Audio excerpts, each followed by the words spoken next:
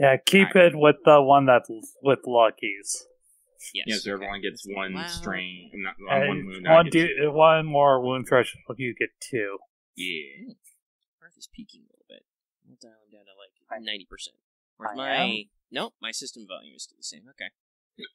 Excuse me. I think I readjusted my headset a bit. Okay, that's fine. I just dial it up. Did some on-the-fly audio editing. Axe is gonna hate this episode because he sounds kind of choppy to me, but whatever. That's because my internet's congested. Whatever, you're gonna have to suck it up. Okay. Yeah, so you were just doing the pregame stuff. I rolled Destiny. It was very good. It's now 7 light, 1 dark. Oof. So I will not be doing anything with the Destiny pool for a little bit. I'll just wait until Lucky's like, fuck, I need to make a roll. I'm gonna spend some dark side pips. I'll spend points too. But we decided to keep duty as it was because this is still the same quote-unquote mission. Mm-hmm. So everybody's got the same bonuses for duty triggers. And we talked, I think this was off mic, we talked about conflict because it's also still the same story block we are going to let everybody sit as far as conflict goes. So no conflict gains, and Lucky doesn't proc his 1 conflict yet. Okay, so we're in the place with the stuff. Hopefully you all remember any relevant information you need from last time. I just need to pop open my notepad thing. But I don't really remember if you had a specific place you were going next per se. So as you've been doing your investigating and your charity work. So yep. So as far as we basically went into the to the seedy side, and we did some helping, we did some healing, and we did some info gathering, and we found out that there's 2 gangs here. The Steel Eastern gang, which deals in the local spice, and the Silver Scopacanda gang, which is the local moonshine asset. Yeah. We became aware of these boys, and know in particular that there is some sort of weird external pressure that is making the Steel Eastern gang a little jumpy or paranoid. So, thinking on this, we've decided that, if there's a new dealer in the town who's been making some moves, stealing customers, and, maybe bringing some unwanted down attention on the area, that might be a good source to theoretically poke. Right. We also we've picked up our first side quest from one Titus Vandrine, who has a fiancée, Electra Calmont, who has been missing for a few days. Shit, did I not write down the fucking club? I don't think I did. Son of a bitch. Where'd I put it? The club that she says she's supposed to get a job. Offshore club. Yeah, the offshore club. It's a rumor that we got about dancing and port food, etc. Yeah. Actually, I don't know if that came in. As lead upper clientele. Let's see here. Where did I write? I know I wrote it down somewhere. I know I did. I just probably put it in some weird-ass fucking place. You may hear some slight, gentle springing noises. My mic arm is quite dusty, and I'm brushing it off.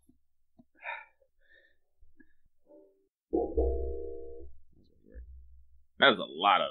Can I get I'm trying to see if I can get almost like a guitar sting type spring effect. It's close, but not quite. Nah, it's because it's a singular coiled spring. It's not going to quite have the same effect. Actually, I don't know if we found the offshore cloning related to the missing Electra. I just know it was No, it was not directly related. It was one of the things because you got a lot of advantage, I think, on your be nice to people check. And so you got some extra rumors. Because you found out basically a couple of missing people were supposed to be working at the club. Okay, now I found it. I put it underneath the missing persons list. Okay. That's where I put it. Okay. So, basically where we are at this juncture is, do we want to go rub elbows with underworld fellows or high-class fellows? I think if we want to decide...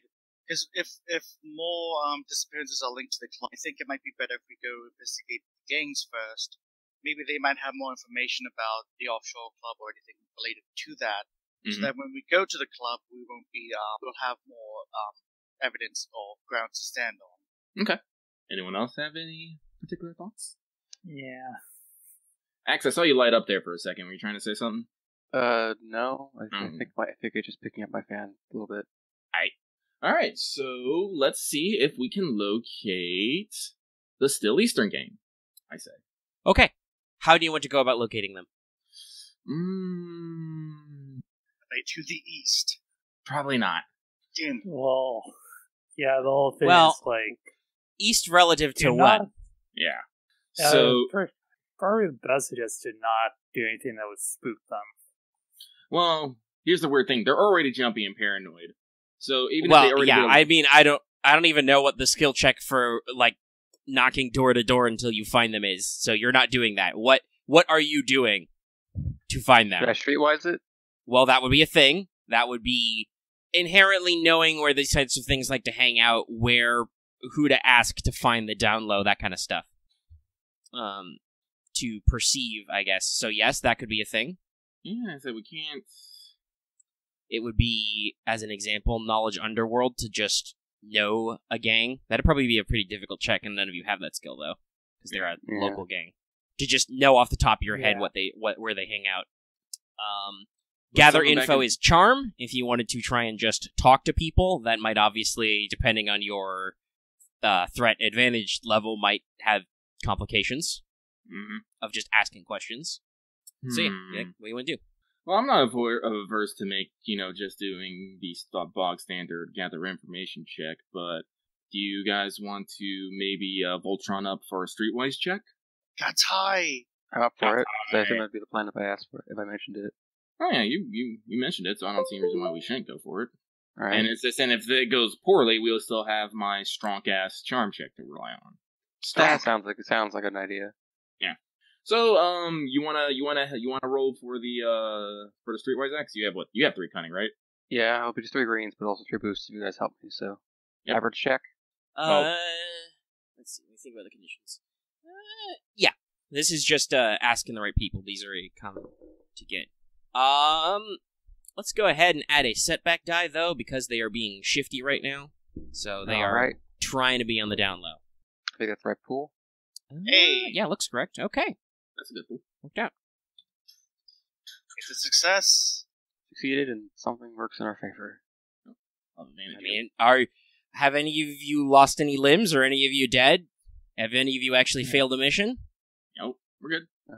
Everything works out for you. It's at this point in the story you need to fail dramatically, knock you off your high horse. What?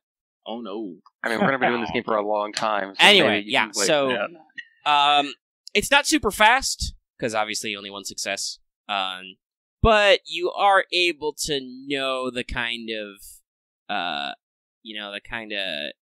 meanderings around where you can sort of figure out where the right place to go would be, as it were. Mm-hmm. Hold on, I'm skimming through the thing real quick. Is there a table for urban stuff? Yeah, there is. Okay. I know there's one for urban combat. I don't know if it's for... No, there is actually just a straight up urban settings. Oh, cool. That's page 60. Well, okay. It's labeled 67, but really it's 69 because somebody didn't do their freaking labels correct. They never do.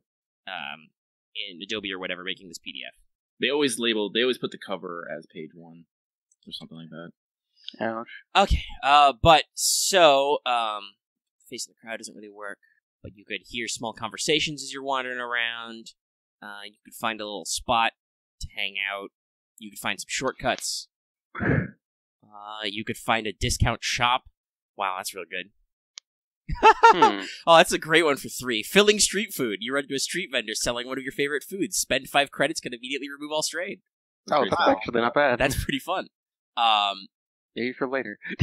You can find a friendly face, just as a guideline, or find like a Suddenly Lopak. a down low I was gonna location. make a joke. It's the same Swamp Strider that showed us the camp last time. Let me open. Should I just open the thing? No. It's Swamp Strider's cousin. It's totally gone city.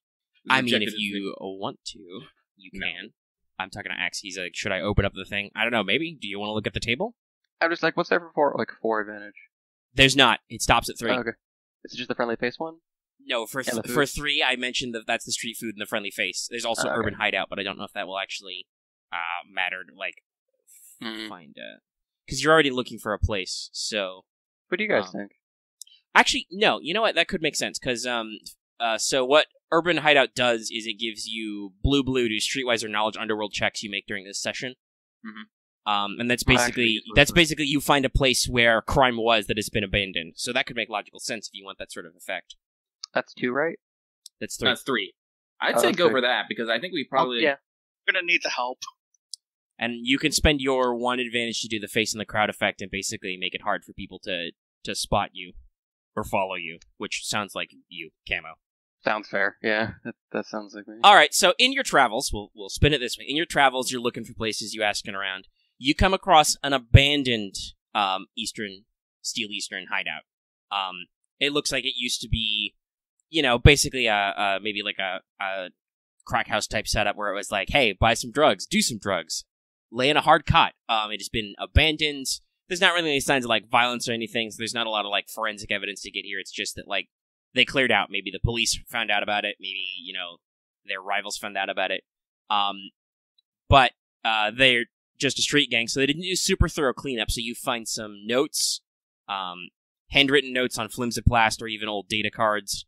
Like they've got like a trash can in the back. You fish out some old mem sticks that you're like, haha, joke's on you. You got to remember to destroy these.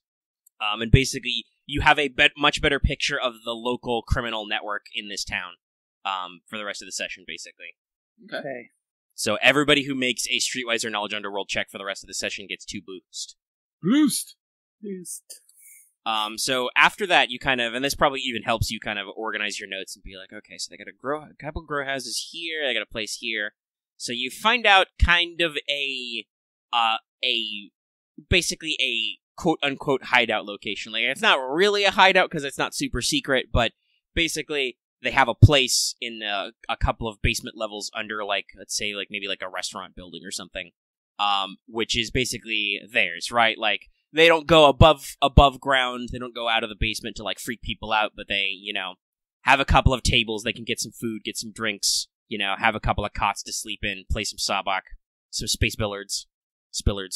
And you know where that is, so you could, find the, well, there's a couple ways in. I'll pitch it to you this way. You could go back up to the surface and go in through the restaurant and basically be like, skadoogle your way into their basement, or there's a quote-unquote service entrance in the underground layer. Well, the undersurface layer. It's not really, it's still above ground. The ground's down there, but it's dark and damp, and it gets everywhere. Wait, what?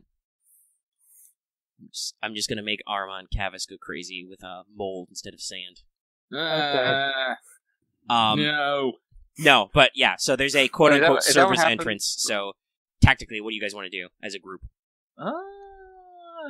Let's see. Which one is probably be less likely to freak them out? Well, let's see here. I'm gonna say, depending on your approach, both probably have the same amount of freak outishness. Like, admittedly, you could just pretend to just have stumbled in from the top level by going into the basement. But also you guys could actually, knock on the door and be like, the password is Moon Eagle Parrot, kind of thing. The parrot frog crows twice at noon, kind of thing. And, try and bluff your way in normally. No matter either way, it could equally freak them out depending on what you do, I guess, is what I'm saying. Right. Like, if you just go up to the door and apply lightsaber, that's gonna freak them out. But if you guys, do a fucking police raid and storm down the basement steps, that's also gonna freak them out. They have to have some people on watch, right? Probably. Do you guys want to make me some... yeah, I guess that would be perception to case the joint. Yeah, let's case the joint first. They're not being stealthy, so I will call this an... let's call it an easy perception check, but let's add 1 black for dim lighting down here. Okay. There's a lot of shadows and to I don't hide have in. my armor, so it doesn't matter. I have... Right. Perception-y. Everyone's... Okay. Yeah, everybody can roll to see if they notice anything. Oh, lucky you had your sit back. For what? It's dark. Oh, right. Yeah, you don't. Never mind, yeah. Easy. Set that. I can see in the dark. Lighting. Interesting. Okay. Interesting. Try and double check what my pool is. Okay, that's right. Wow. Damn. Triumph, boys! If you get one, I'm gonna be okay. What? Oh, Jesus! Oh no. Kavis, you find So a that's wall. all advantage. Okay. All right. Well, so those of you who succeedo do in fact spot.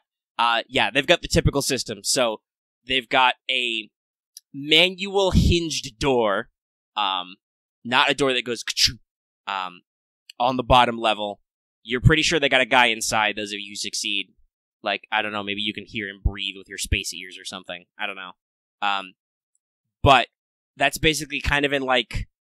So, I mean, calling it an alley is a little weird because it's pseudo-underground enclosed, but there's a kind of an access path, that goes down to that service entrance.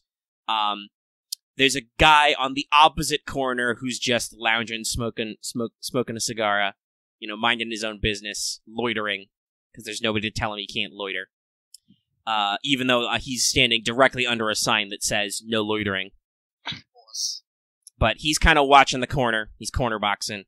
And it looks like, for those of you who rolled a little bit of advantage...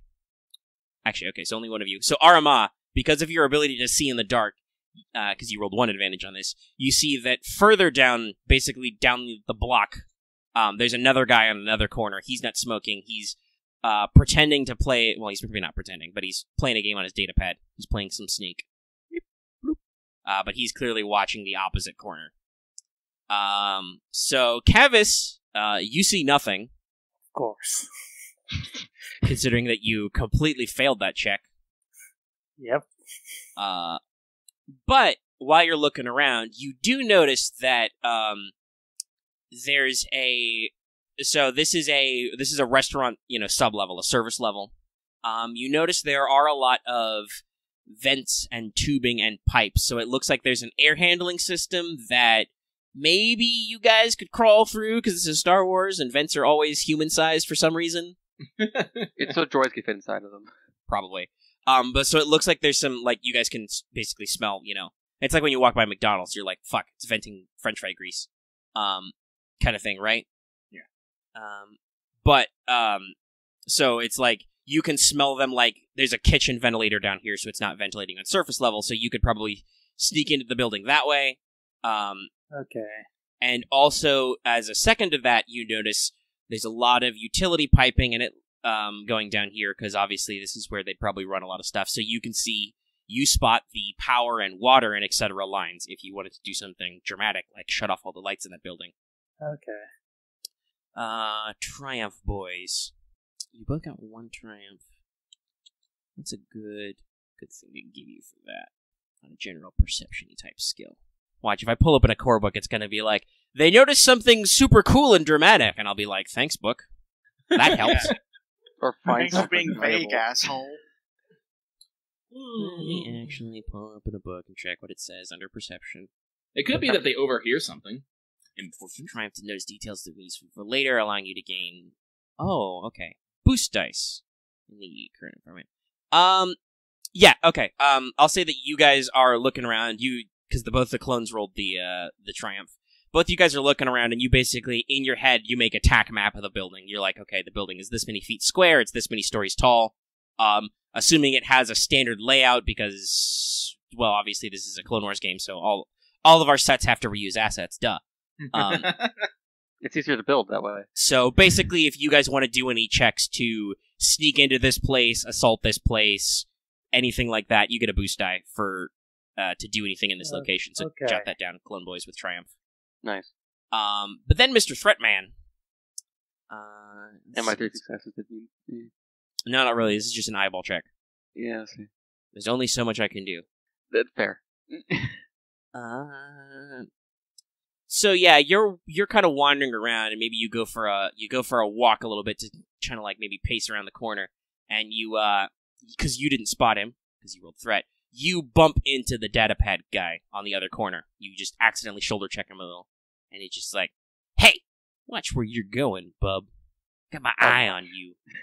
Does the weird eye thing. I'll start watching. It just walks off. Just kind of keeps an eyeball on you. Where are you going? You walking off? Where are you going? Is the character asking me, or are you asking me? That's me asking you. He's okay. not doing that. I'm like, I want to know. He's watching you, so where are you going? Probably walk out from the area, try to leave no suspicion to the other people. Because it's like, if I walk back to the group, it's gonna leave suspicion to us. So it's like I'm just gonna walk off the direction. Make me a streetwise check to navigate your way back around to them without getting lost. Remember, you get 2 boost dice for this for your thing. Okay. Average or easy again? Let's call it easy. It's not a big deal. All right. Wait, I I was meant to only have 3 reads. We'll try again. No, don't bother. It's fine. You passed. Right. Even if we drop one of the successors or advantages, you still rolled plenty. All right. Yeah. So you're able to not necessarily super slowly double back around and get back to the group. Which, for a reminder for both y'all and the audience, is technically you guys and a bunch of clone troopers in disguises. Mm-hmm. Yep. Because you guys brought the fire team and Captain Shark. Mm-hmm. Like the mental image of Camo walks off and we're like, oh, where's he going? He just shows up behind us a few seconds later. Teleports behind you. Nothing personal, kid. Alright, so there you go. You got your... Alright. Well, I'm gonna turn back to Captain Shark. It's like, Captain Shark, would you mind taking most of the boys and, I don't want to use the word surrounding, but... Cover the perimeter? And get them in positions that would be advantageous in case something goes wrong. Alright. You heard the general. So, he grabs everybody except the player characters for some reason. And, scoots around. Real subtle and tactical, like I said, I don't know about you guys, but I think busting in with how many guys with guns? You got a whole squad, so 6 or 7 guys. Yeah, no, that's not the message we want to send. Not counting player characters, probably. Not the message we want to send, but I want them close by just in case it does turn into a shoots. Right. They've probably got pocket comlink because those are pretty cheap. Yeah. All right. So what we can do is either we can basically go lean on one of the sentries, be like, "Hey, take me to your boss. Let me know games," or we can just knock and try to say or we can just knock and it's like, "Hey, we're here to talk business." I'm personally a fan of that second option. Do you think we could have known? Do you think through our streetwise we would at least known the name of their boss? Nope. Okay. I'm fine. I would have told you if you learned your name.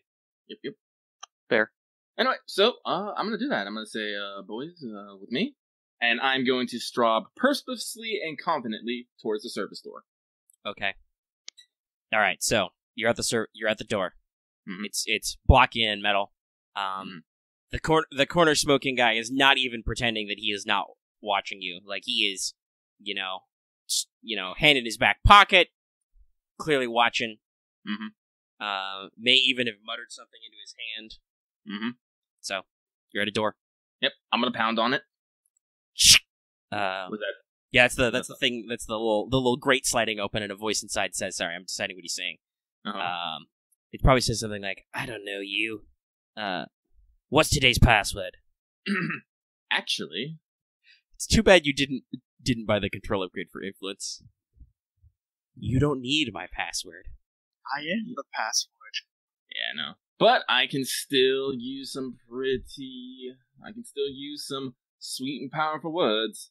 But I'm going to say, I don't come with today's password. I come with a new proposition for your boss. It's like, why don't you go let him know that someone might be able to help him with his recent problems. And he stands to make a good amount of credit from it. There's kind of a pause. Why don't you go ahead and roll me let's call that an easy charm check. Righto, let's see here. Okay, so that's 1 yellow, 2 more green on top of that, a blue for sense emotions, let's see, purple for that, and then 2 force dice because my words are sweet, sweet honey. That is not how you do a fucking roll. No, you appear to have missed the command there. It still doesn't work. It doesn't work if you. Well, yeah, it doesn't retroactive. It can't read the past. Alright, try that again. If only you could. Jesus. Oh, fuck! Well, you got 6 successes, so all those 4 dark side pips you rolled don't matter. You have completely blown this guy the fuck out without it. Unless you want to get some kind of success. He will actually back you up. No, there's nothing like advantage or anything, but you're really persuasive, and he's like, who should I tell my boss? I should actually probably make these guys more southern. Can I do I got a Wild West Bandito accent in here somewhere? No, my immediate thought was to say, yar. That is very wrong.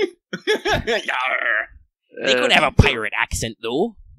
Welcome to the West, y'all. We are in a salty seaport. He could have a pirate voice. Very Yar. swampy. It's probably like, Swamp Pirates. I would be like, well, as I said, time to be forthcoming. Just be like, who should I say? My boss. Tell my boss is coming. Yar. Aramaa, Jedi. Actually, I don't know. You have bullshit force vision. You might be able to see and or hear the eye narrowing. Mm-hmm. Be like, oh, alrighty then. But tread ye carefully, Jedi. Slam shut. Mm-hmm. He walks away. Mm-hmm. Elevator music plays. Basically saying you're fed. Hey, if you don't think that actual, honest to God police forces don't have ties with the underworld, you are fucking dead wrong. I mentioned that before. No, a lot of the Federal agents are friends of crime boss families. Well, I wouldn't say friends, but... Or associates. Yeah. Alright, 5 minutes pass. Slides open. Alright, Jedi. The captain wants to talk. The what? Your friends stay outside. The captain wants to talk. Boss's orders. Yar. I'll nod, and I'll give the eye to, the evil bandana. And I will make my way in. Alright. And I want to think if I could actually, sneak myself in to be quiet. I mean, I'm not gonna, it's gonna be, normally this would be kind of opposed, but there's gonna be a lot of bullshit difficulty adds to just pop in an open door behind somebody. No, sneak in on our way in. I sneak through another Oh, if you guys want to go through the vents, sure. There is gonna be the one guy who was corner boxing it, does kind of now stand at the corner of the alley and be like, alright mates, no funny business. And he just kinda, casually shows you that he's got his hand on his pocket, on his, hip knife. No funny business. Wait here. And Aramaa goes in, door closes, and it's like, alright, right this way. So we'll start with Aramaa inside, and then we'll leave the outside boys a second to think about if they want to do anything wacky or wild. Depends if there's a signal. We have. I know what I'm going to. Well, you didn't establish one, so yeah, I was curious. No signal. That would be a destiny point flip to retroactively establish a signal. Lucky, to okay claim that narratively you established some kind of signal. I mean, Aramaa's still got her comlink. Yeah. Oh yeah. Actually, here's a good question. But no, Kavis is there. He probably has in one of the Jedi ones. He probably has a comlink. I was about to ask, do any of the other PCs have comlinks? Oh, you're right. I have 2 emergency comlinks. Okay. Wait, didn't you leave your survival pack? Oh, you're right. Never mind. I don't have that. All right, so I Thank think you it's for just. reminding me. I'm assuming Kavis has the one that came with his Jedi utility Yes. belt, the same as Aramaa does. Okay. Yes. We might want to invest in the earpiece comlinks later. Yeah. Later. Yeah. Okay. So I'll leave them some time to think. Aramaa, you go down a short, dimly lit, got some flickering red lights. You can kind of hear restaurant noises above you, clanking. You hear, industrial water pumps, dishwashers going. And you pop out into calling it a club or a restaurant basement, like a basement restaurant or club would be a little generous, but it's still kind of a cozy little basement space. It's like somebody's finished basement. There's a couple of tables that are set up. Some of them look like they're repurposed scrap. There's a couple of, hanging or repurposed lights in here. There's some hollow vid screens going in the back, displaying, local shit. Or maybe some old entertainment hollows from, 5 years ago or something. And there's probably a dozen guys in here, sitting at tables, minding their own business. They don't really have, a bar type setup, but they've got, some, standing fridges, got some stuff going on. You can see some stairs going up, and they're just hanging out. And in the back, there's kind of a pseudo booth set up, and there's a guy. I do actually have a random species roller. Huh. so I can determine. I should have put up an argument to make boys come in with me, bitch. Probably could have. Yeah, entirely possible. Now you're hitting the light. There was a whole beat for that. Yeah, I didn't think about it. Can I spend a destiny point to retroactively do that?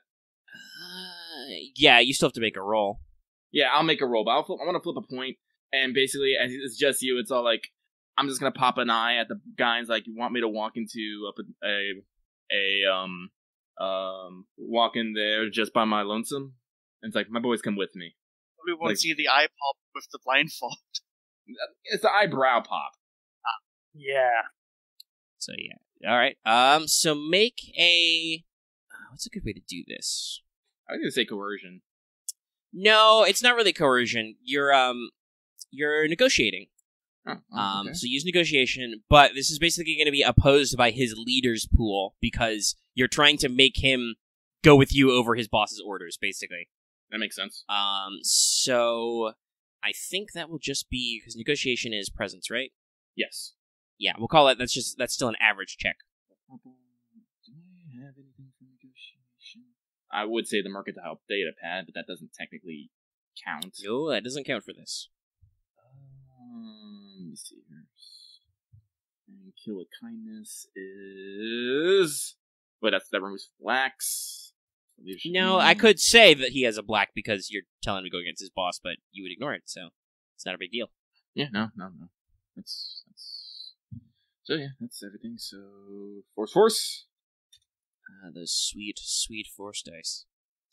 Yeah, so I'll take my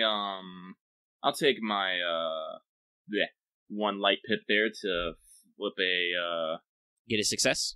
Yeah. Alright. That works because you're at neutral right now. Mm-hmm. Take a strain. Just because you get a little heated, trying to be like, hey, whoa, calm down. And he's like, alright. But actually, good question. Are any of you openly carrying weapons besides the Jedi, who are probably may or may not be openly carrying lightsabers? I got my rifle on my back. I just have the training stick. Okay. All right. Which will probably have his rifle just on his back somewhere. All right. Like, not with the sling like hard upgrade or weapon attachment, just like on a sling regardless. Yeah. Okay. So he's basically like, all right, but they gotta leave their blasters at the door. Yar. I forgot me accent. I think that's better, honestly. Yeah. Okay. So he takes your rifles and kind of sets them to the side in the coat check area. It's not really a coat check area. When he says rifles, does he mean pistols too? I mean, mine are hidden, so like, or at least like not covertly open. Oh yeah, he said they're blasters. So, Yeah. Actually, this sounds like a good one. Do those give any black dice to be hidden? No. Okay. So what would be your skullduggery pool? Let's see. I'd have 1 point in skullduggery, and I have 3 cunning. So it'd be yellow, green, and green. So he rolls. How much cunning do you guys have? I think it's 2. I have 3. And Boots No, is 2. them, not you. Oh, them. sorry. Okay, correct. Yes, they would have 2 cunning. So many people posting things. Well, this is what happens when we run in the middle of the day. I'm just like, I want to mute everybody. Everybody cease. Just yelling all the chats. Be silent. Omega is gaming. I mean, I could. It's just I need to like just lock some shit down. Okay. So roll. Yeah. Red, purple, and do you have any bonus dice to this anyway? Like, do you have any? Would you have any blue die on a check to conceal something? I didn't get any of those mods. No. Okay. We should get you some concealment holsters. Nope. He sees nothing. Good job. And in fact, he probably doesn't comment about any knives, clubs, sticks, gloves, brass knucks, or anything you may also be carrying. He just takes your big obvious rifles and is like, okay, they're clean. That's fine by me. Because they're not great at this. For the audience, I rolled 2 greens versus red, purple, purple. Alright, okay. Alright, now, we return to normal time. I'm sorry. We had to go back into the past. So yeah, okay. We're in the bar scene. Mm-hmm. Yeah, well, not really the bar, but like the hideout scene. It's kind of dimly lit in here. It's a little smoky. Everything, everything stinks of like tobacco and like, all kinds of other exotic things. You know, all the shitty vape flavors. And just, you know, there's a lot of smoke in the room. There's some guy playing cards at this table, that table. Like I said, there's about a dozen of them in here. And you go to the back, and there's a... Let's see, what was a good one of these? Yeah, let's just go with it's a male Twi'lek. He's kind of chilling in the back, got a scruffy, kind of greenish-colored coat on, got some boots up. I'm not thinking about that Mandalorian episode. He's just kind of like, hey, what do you want, Jedi? You know, got a toothpick, picks it out of his big, sharp, pointy teeth. And Aramaa will just, you know, fold her hands in front of her and say, to talk. Hopefully for our mutual benefit. I don't know. Sorry, deep breath. He's like, I've been watch captain of the Steel Eastern Gang for 5 standard years. I don't know what help I could be to no Jedi, and I don't know what help no Jedi could be to me. Play this toothpick. Yeah. Well, it depends on the nature of the help. I am looking for information, particularly of some drugs that are in circulation.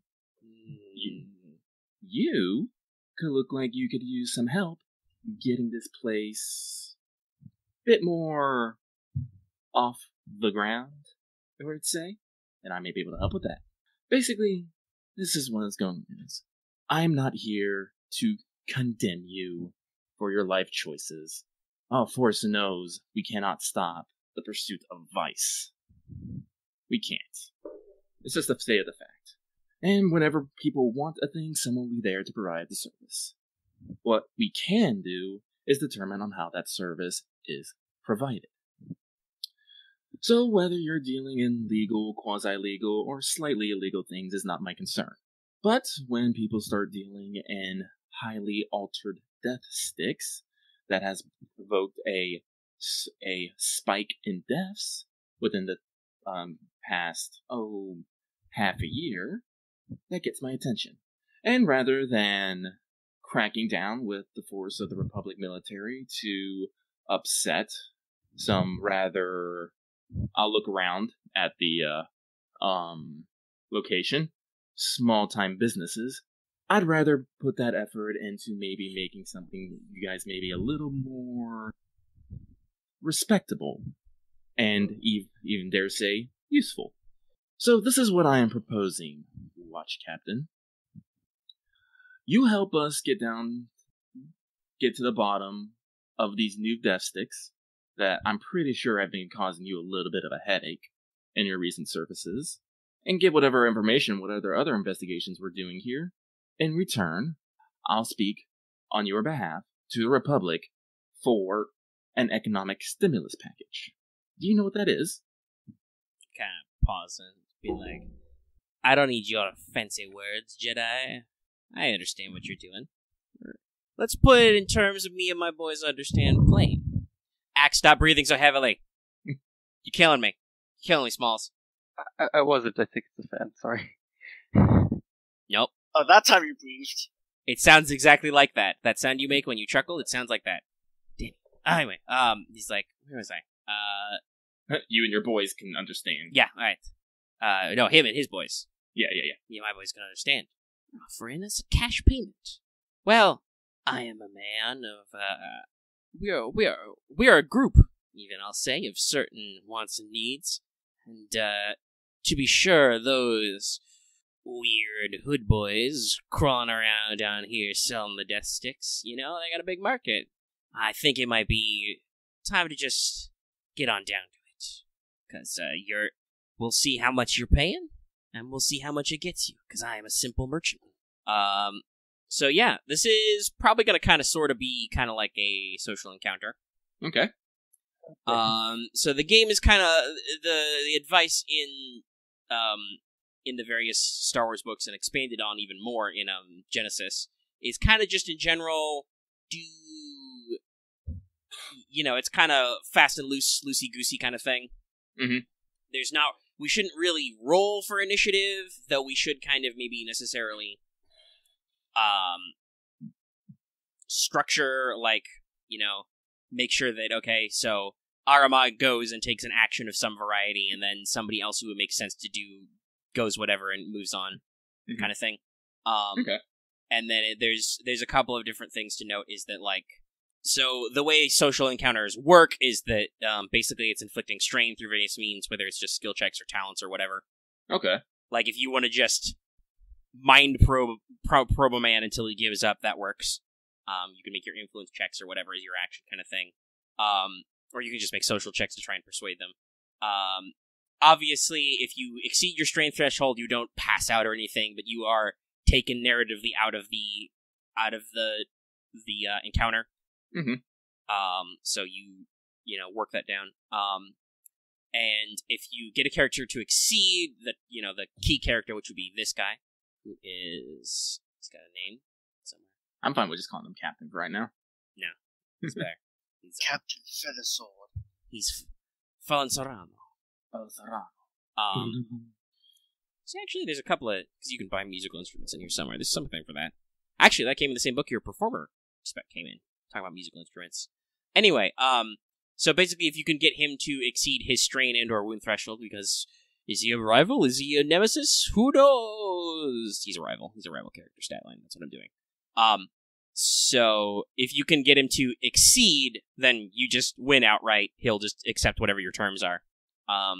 If you can get him below half, NPCs are open to compromises, where basically they can offer you an opportunity to be like, okay, I'll meet you halfway, kind of a thing.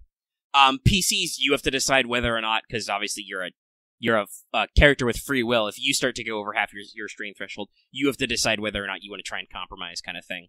And there's some notations for, like, because he's got a lot of groups behind him. He's kind of leading these guys. He's got some extra strain threshold, basically. And kind of there's some different options to, like, have people help out. It actually notes down here in the notes that if you guys are making similar points, you should just assist each other, make assisted checks rather than double up. And, like, Aramaa goes like, hey, take my money. And then, Boots jumps in and says, sir, you should really take that money. It's a good plan. Just be like, Boots chiming in and being a positive boy is just a boost die kind of thing. So, kind of in general, keep the rule of keeping checks simpler. Yeah. And you can do other shenanigans. And if you want to find the table for this, it's on page 108. I gotta find that for advantage and stuff. The Chartmans. And there's some other things. Like, there's a critical remarks roll, so you can do something similar to a crit. If you got 4 advantage or 1 triumph, you can basically just drop a critical remark on them. And be like, haha! And they take 5 strain. And if all of you run out of strain, then you're basically all going to be stressed out and you're going to break the deal. What was the page of again? Actual page 108 in the GM holocron for the table. Oh, okay. Oh, for me it's 105. Really? It says 105 at the bottom right. Are you sure it's the right table? Probably not.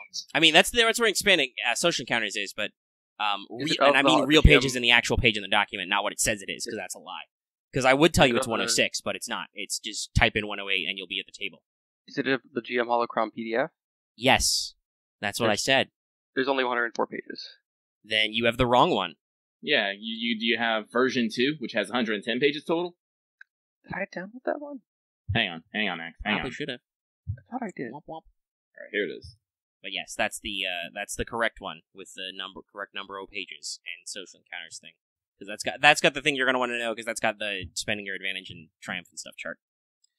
Though I will say, don't bother with the stuff like, learn the strength or flaw. Yeah, that's, first of all, that's Genesis stuff for motivations, but also that's, this guy does not matter enough to have special motivations and whatnot. He's Can just I use my a guy. motivation index? Oh, they're targets. Oh, never mind. Fuck it. Not my own. Okay. Yeah. Alright, cool. Alright, so, it sounds to me like you're probably going first. Yep. Because you're just gonna drop the initial line on him. So, what do you want to say? Basically, cooperate with us, and we will give you a sizable sum to become a legal proper business with all associated licenses. Correct. Special licenses. So that sounds like a negotiation check where you're just like, hey, here's my opening offer. Yep. That is opposed by negotiation, so your target is average, because he doesn't have any negotiation, and his presence is 2. I assume he's better at intimidating people. Probably. But as that's why I said, we came with a business agreement. Yeah. Also going to be honest, I'm using the gang leader stats again. No, they're not good at anything other than hitting you. Well, I guess cool. If you wanted to roll something that was opposed by cool, you'd be in a bad way. Actually, so that's really good. That's charm. Yeah. So I will warn you, you do not want to sweet talk this guy. He has cool 3 presence 2. That's 2 reds and a black or a purple. Ooh, that's a lot of threat. It is a lot of threat. You could spend one of your light pips to eat one of those threat. I will spend one of my light pips to eat one of those threat. Okay, so you're down to 3 threat. Do you want to also with the dark side one? That's gonna bite into my strain and flip another point. That's true. That's gonna just bite into your strain. So okay, so you have hold 3. On.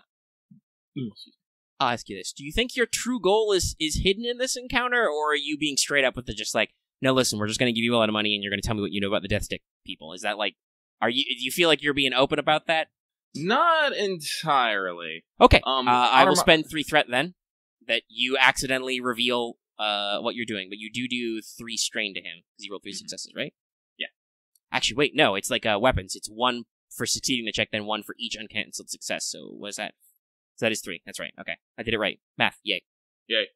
But I said, like, I'm saying like that plainly, but Aramaa's like basically true goal is to basically lessen the effect of said vice. So by basically legitimizing businesses, so they'll have to play ball just like any other business with things. Okay, so you're actually trying to not just bribe him, you're trying to straighten them out. And you accidentally reveal this through your language. Yeah. So he kind of looks at you and is kind of like, Now, Miss Jedi, not that I do not believe that your offer is upstanding in its own way, but it sure seems like you're trying to get at us and maybe tamp down on what my boys are supposed to be doing. And listen here, we're just free agents, you know? We're just free agents, minding our own business, working, making the product people want to buy, but nobody wants to make. We're businessmen, you know? Businessmen. And then so his buddies are kind of like, yeah, business. Yeah, so, by the way, there's a couple of minion groups in the scene if you want to take them out. Like, if you want to, like, if the others, for instance, want to intimidate them or, like, distract them or something, you could do stuff to give the other player character something to do, so it's not just Aramaa and this guy going back and forth. Yeah. But I will say they both chime in, so he gets a couple of boost dice. He does have a special home turf ability, but this sounds like... I think he's trying to make a charm check. He's trying to just persuade you that, you know, or... per se, he's trying to friendlily dissuade you from your course of action because... he basically he's smarter than that. He knows what you're about. He sees what you're trying to do. He sees what I'm selling. Here is fucking Notepad. Why is it not in my start menu list? Windows, I know you have Notepad. Why are you being weird to me? Oh yeah, sometimes it just doesn't appear. You might just have to open a different Notepad document and just go new. What's my cool? Oh, I have a cool 1 with presence 3, and if he's using charm against me, I guess I give him a... Wait, no. No, it would be what your cool check is. Yeah, no. So if yeah, you have anything that gives cool check. Okay, so he's got presence. There's 1 red die in there. That's not great for him. 2 difficulty. He does get 2 boost. Wow. But he does technically roll an advantage because his home turf ability. They get 1 advantage while they're in there. He gets 1 advantage while they're in this place. Okay. Because it's his turf. So 1 advantage. Yeah, he'll heal 1. Okay. Basically, he reduces his amount of strain taken by 1. Strain wounds, whatever. Okay. So he doesn't persuade you at all. You're just, yeah, I know. You're like, I know what I'm doing. Okay. Okay. Buddy. But he thinks he's kind of doing better, so he kind of calms himself down, talks himself out of it a little bit. Right. So who would like to do something next? Like I said, this is mostly just, there's no initiative or anything. This is mostly just figuring out what's what makes sense order-wise. Well, looking at kind of acting skills I can use. I say acting skills, but that's what is on the table here. I was hoping to do something along the lines of Boots attempting to try to persuade them, but in a tactical sense, that this would be a tactically ideal situation. I'm assuming you're trying to spin knowledge warfare. That's not really, unless you have like a talent that does that. That's not really. That's not a social skill. Yeah, I would have been happy to just use not actually volunteer. Now you can, as part of your plan, you're not going to do any quote unquote social damage to them, but you could explain tactically how that was, and if you succeed and get some advantage, you might be able to benefit Aramaa's or somebody else's persuasive arguments with basically evidence. Yeah, I'd like to do that. I'd like to. So the simplest way is just to give Aramaa a boost die on her next check, but if you want to try and do something fancier, we can roll and see where your dice fall out. What would you have me roll in that situation? Probably average. Average difficulty. Yeah. Average knowledge warfare? Yeah. Well, if you want to put a knowledge warfare, part of warfare is logistics. So if you want to talk about how... Well, actually, you can talk about how the war effort has been fucking compromising things and how Aramaa's help would help you alleviate that for them. Yep. I would say. Also, do I still get that boost die from the stuff we rolled outside? Like the no, that's not 2 knowledge warfare. Wow. Oof. All dice have cancelled out. Ow. That's a strange message. Alright, so you try to talk to them and they just... I don't understand your fancy lingo about tactics. He pulls out a PowerPoint slide out of nowhere and their eyes glaze over. I imagine they're looking at Boots as he's still referring to enemies as clankers. Like, what the fuck are you on about? Honestly, hold on. Is that a clone trooper? I'm sorry. What you should have done is I want to use my knowledge warfare to confuse the mob so they can't give boost die. That probably would have worked if you wanted to distract. Well, sadly, you didn't roll any advantage on this. Otherwise, I would have let you, even though you failed. But it all canceled out. But in future, does anybody else want to do anything, or does Aramaa just want to, And if you don't have anything, just say you don't have anything and pass. Don't agonize over it. Let's make this go faster. Yeah. Just pass. I don't think I can actually have any social skills to try. He passes. Well, will you just make a show of support and stand firmly over my shoulder? Yeah. Yeah, so giving Aramaa a boost. Alright. Dare one the other guys. What do you want to do? All he's doing is staring. Okay. Alright. He offers a boost. Alright. So, do I get both boosts from both of you? Yes. Okay. Yeah. I think they both take it.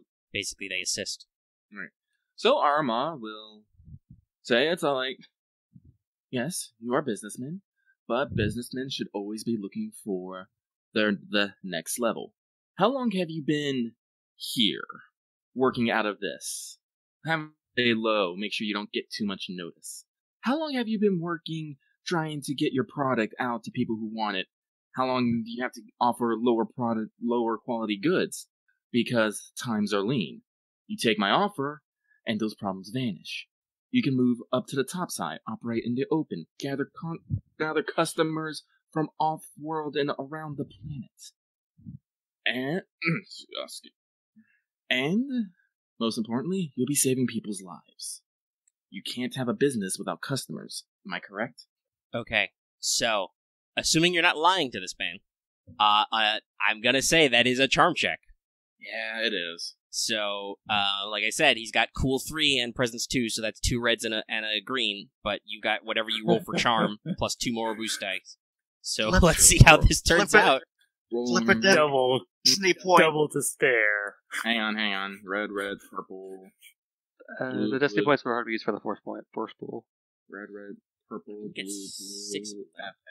This could get very dangerous. Well, I mean, it can't get that dangerous. It's still a social encounter. Yeah. The question is what you guys are going to do if Aramaa takes 50 million strain and has to buck out. I think it's still 7-1. Is it? No, he flipped one. So it's 6-2? So 6-2. Yeah, it's 6-2. You might... He kind of broke up in the middle of talking. You okay there, buddy? I've ghosted. The Phantom Zone has eaten him. Nope, that's an official ghosting. Alright, I'm going to pause the recording real quick and update Discord. Alright, we're unpaused because he rolled. And I did get Discord back. Okay. Lucky. Oh, okay. Well, Lucky has rolled. He's not here, but he did roll. Got some stuff. Does work. We'll have to decide what he wants to do with that. At least that light side pip. Probably more success, or maybe more advantage, we'll say. That's twice now. He's just go to one light side pip, one dark side pip. I mean, that is kind of how the dice are balanced. We had this conversation earlier about force rating. It's only 2. Okay. Lucky has reappeared in the coal. Are you there, buddy? I am here. Okay. What do you want to do about those force pips? I'll spend the light pip on a success. Okay. So that's 2, so that's another 3. And I'll just use that one advantage to heal a strain point, because I actually did walk into this with a bit of strain. Alright. Okay. You are mildly persuasive. Yeah. So that's 2, so that's 5 total. 5 out of... Actually, I'll just tell you the target number so we can make this go quick. He's at 5 out of... plus 5, so 19? Yeah. And that's because he has a lot of dudes with him. He gets extra because he's basically leading this group. How much? Plus 5. Oh, okay. Alright. So if none of you want to jump in, he'll kind of pause and be like, look at this. What's a good angle for him? Yes. I'll speak up after him then. Yeah, wait. Well, if you got something right now, go, because I'm thinking what his argument would be and how to spin it. Well, as we mentioned before, with me distracting some of the minion groups, since I can't be too much help other than just adding a boost die, would any of them be up for a game of the jug while we wait for them to sort things out? That would be a better chance of playing them at Sabak. Yeah, maybe, gambling is cool unless you're cheating, then it's skullduggery. Okay, in that case, I will attempt to play Sabak with some of the minions. Alright, you're just going to be like, having big business talk, and you plunk down at a table where they're playing a hand of Sabak. Alright, make me a... Coolest presence, right? Make me an easy cool check. Yay! I do have 2 points in cool. Wow, okay. You're good at this. Spend more points on your skills. So's, I will say, if you want to spend that 3 advantage to do something, that might be, for a social account, that might be appropriate.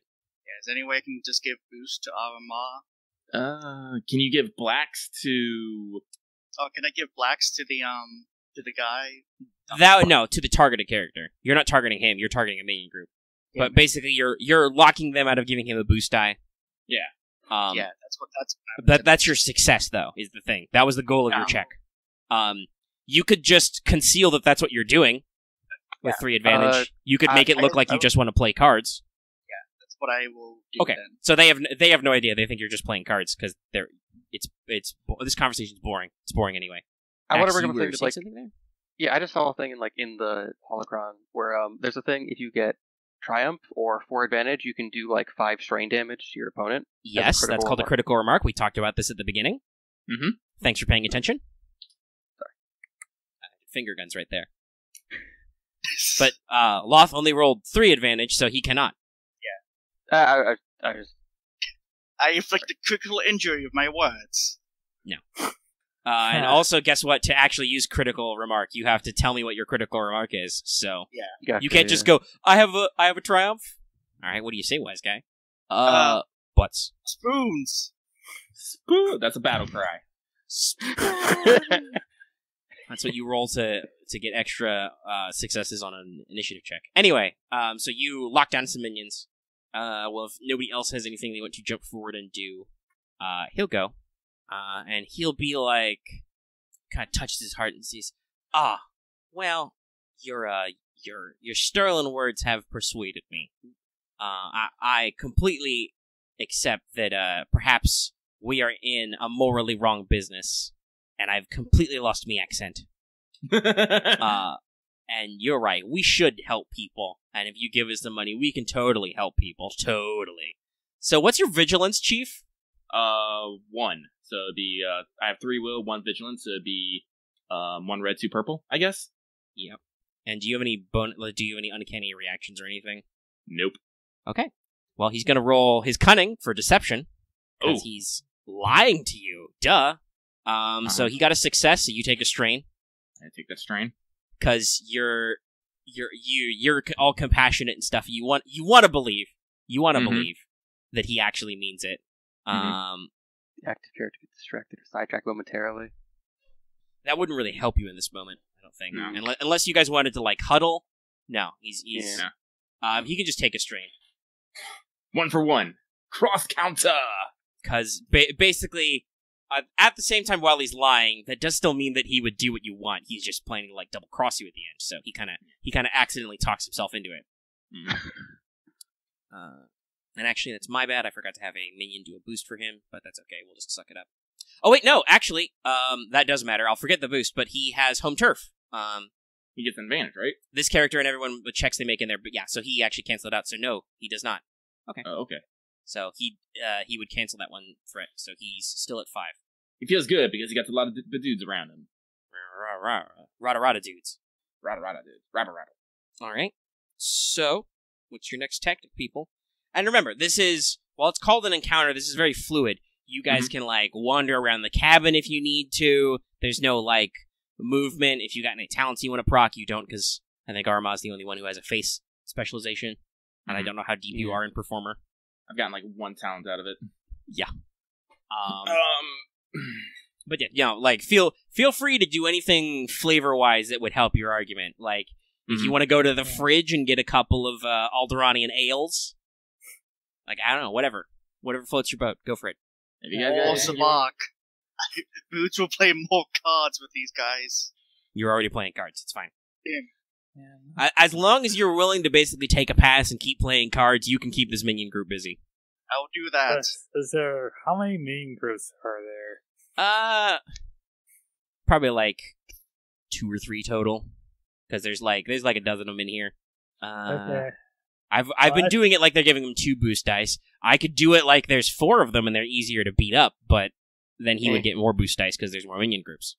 Okay, well, I think I'll trust Aramaa trying to take this guy down, so I'll just, like, I think Cat will just wander up to one of the groups like, hey, one of you guys can teach me some card games? I don't know how to play Sabak.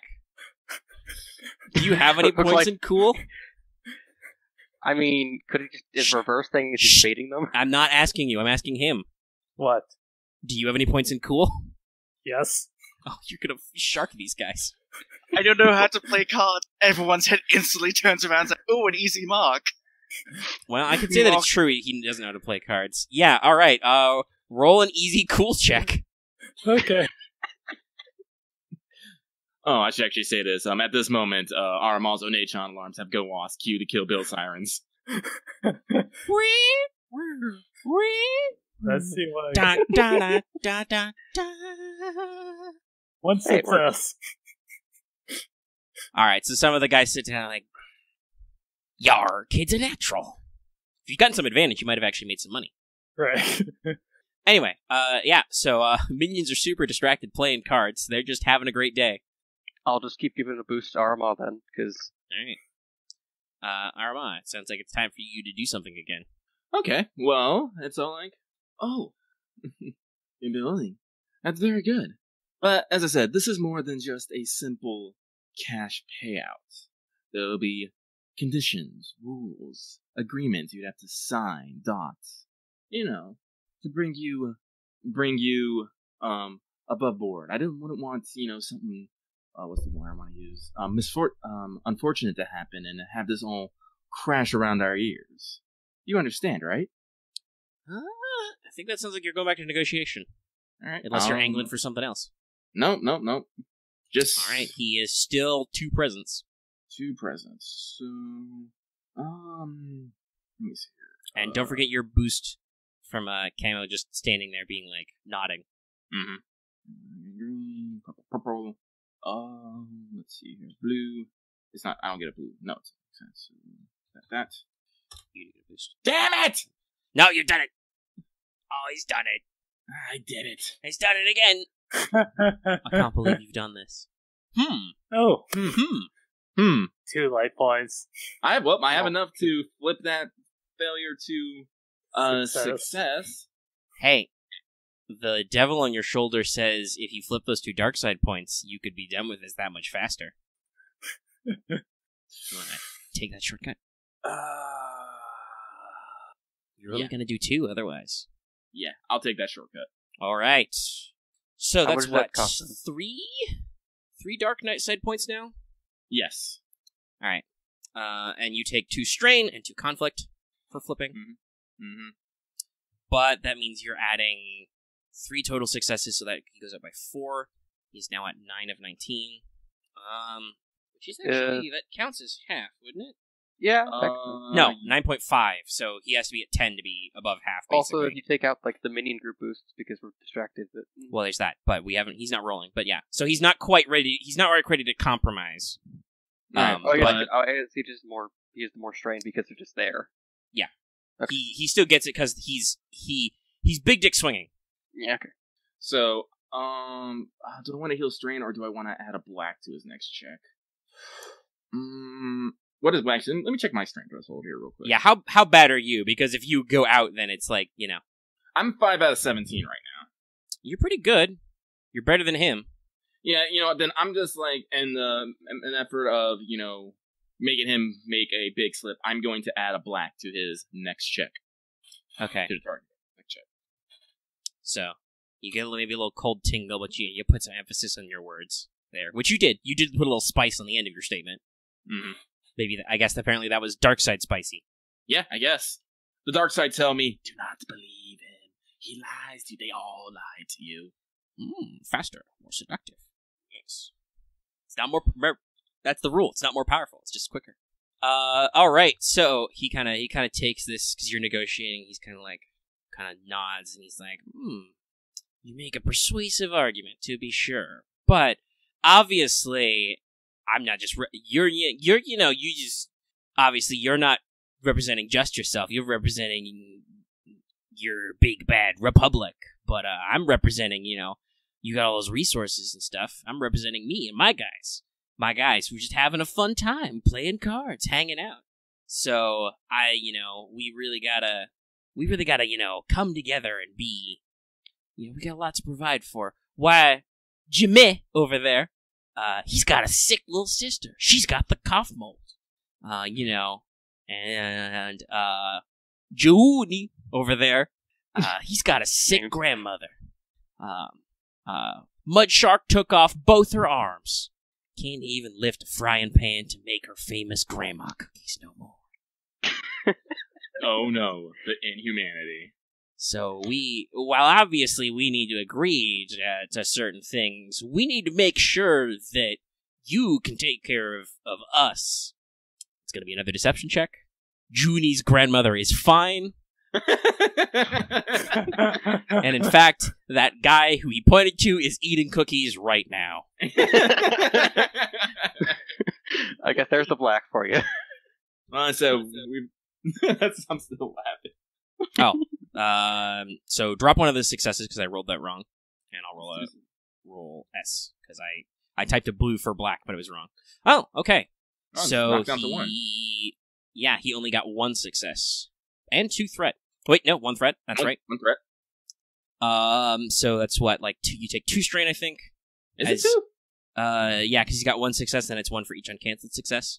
Ah, okay. It's like a combat, basically. Oh, okay. I keep forgetting, 1 is base damage, and then add on top it's if of you that. succeed, and then for each uncancelled success showing, it's, gives it extra in there. So, yeah, so he gets 2. Base Your emotional strength is compassion. You do feel bad, if true. Mm-hmm. But he's got two threats in. 1 threat. 1. Oh, 1 threat, that's right. Take a strain. Yeah, sounds about right.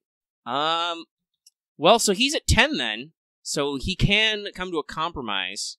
But I don't want a full-on compromise. Well, I guess it depends on... Well, I guess... But basically, because I get to set the conditions, he's going to come up with kind of a counteroffer kind of thing. It's basically okay, I understand what you're going for here. We will look at and agree to your contract and terms and whatnot. And we will give you he will allow them to be legitimized. And he will give you the information on the Death Stick guys.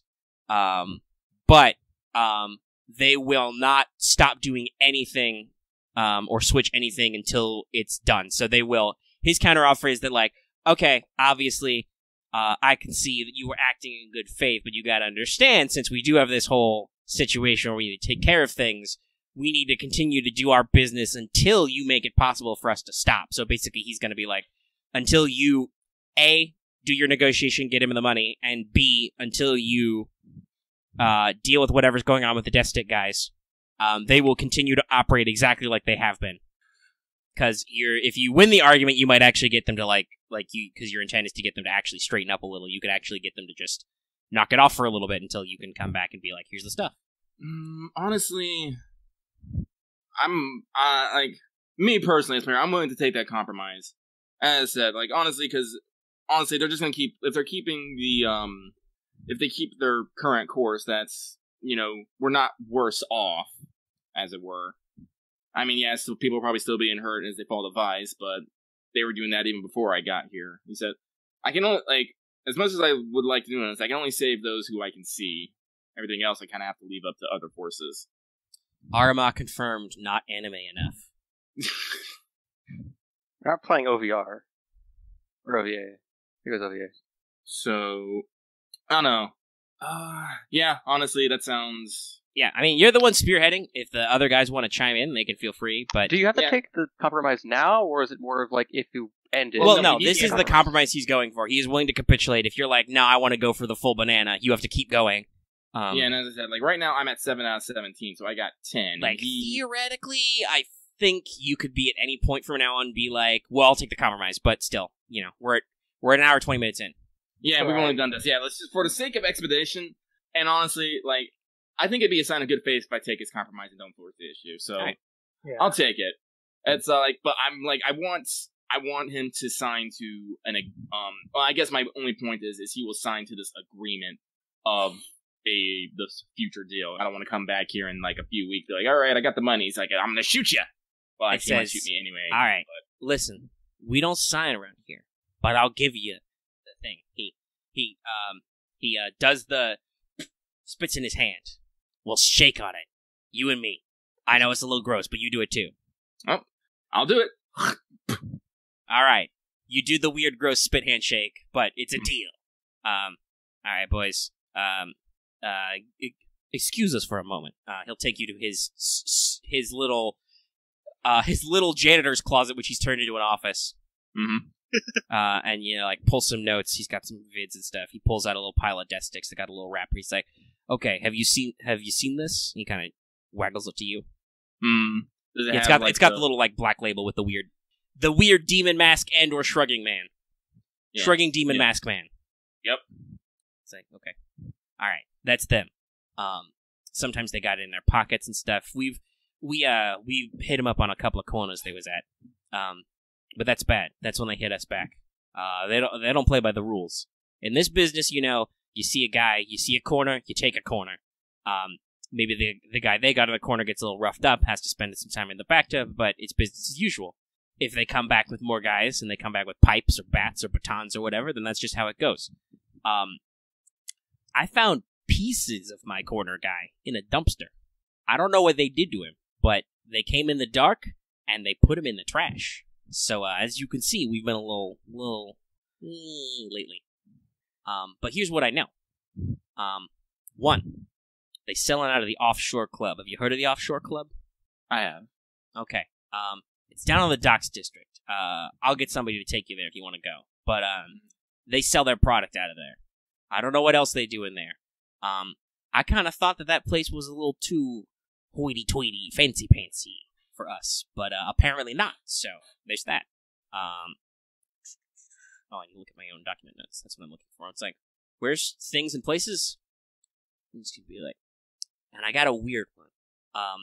Stop me if you've heard this before, but I'm pretty sure I've had some of my boys follow their guys.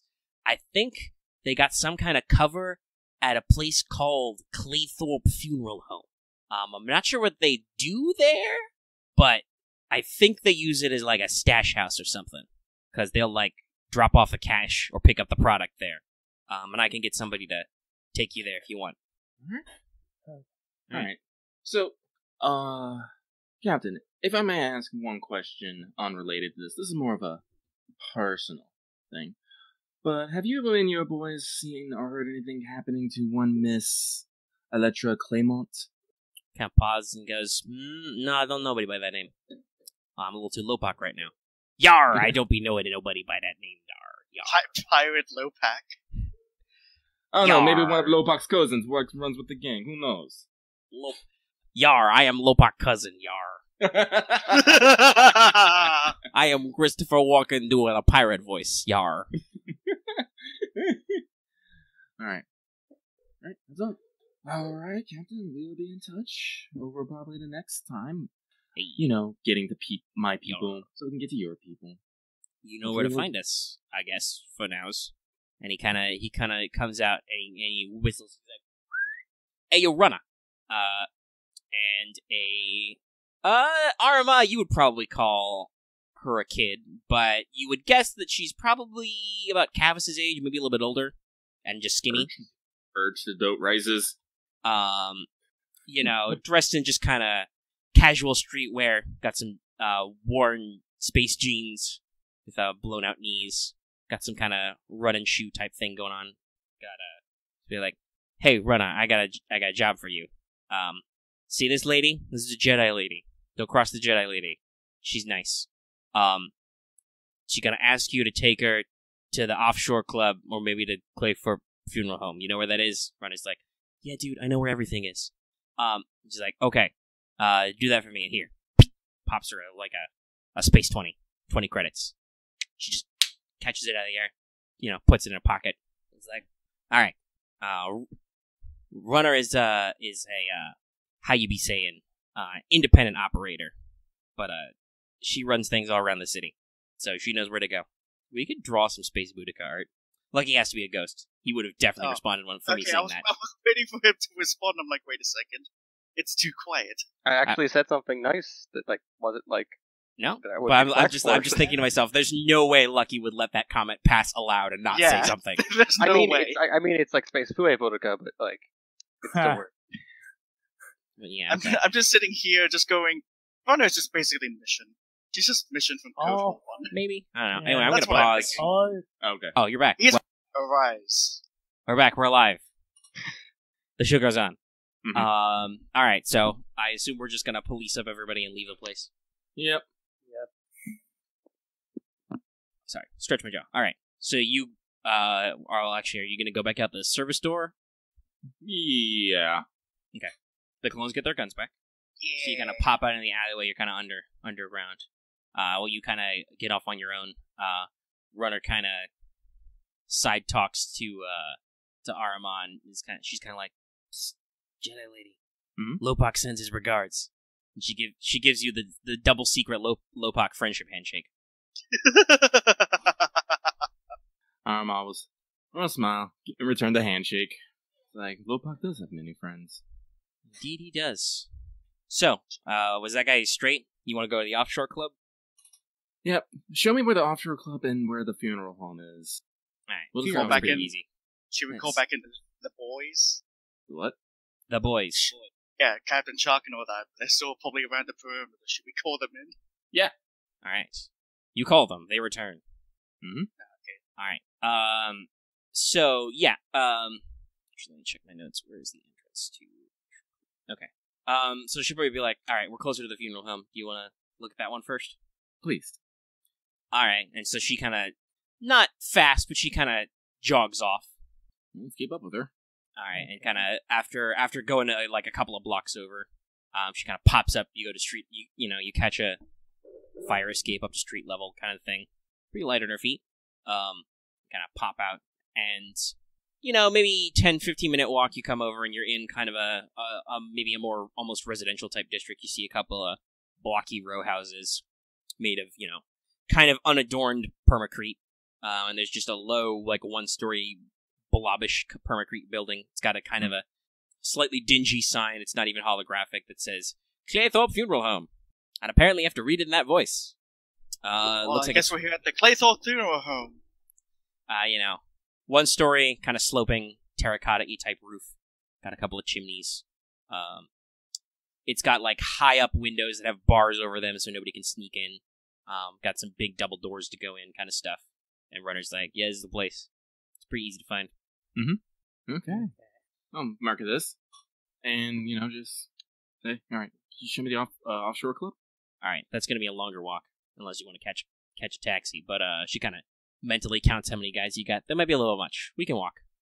Lots of walking in More Year Ado. Mm-hmm. So she meanders you down. This is probably a 30 to 45 minute walk. Oh, actually, this reminds me, because we ended an encounter. Everybody should roll to recover strain. Oh. Okay. If you have any. I will do that. Yes, I do. I don't have strain, so who cares? Yeah, it was all lucky. Which is like, hey, you did get to work there. Well, I don't know. You might have pre-existing strain. Who knows? Heal.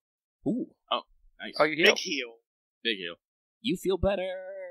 I'm back at the strain I was at the beginning of the session. Yay. Yay.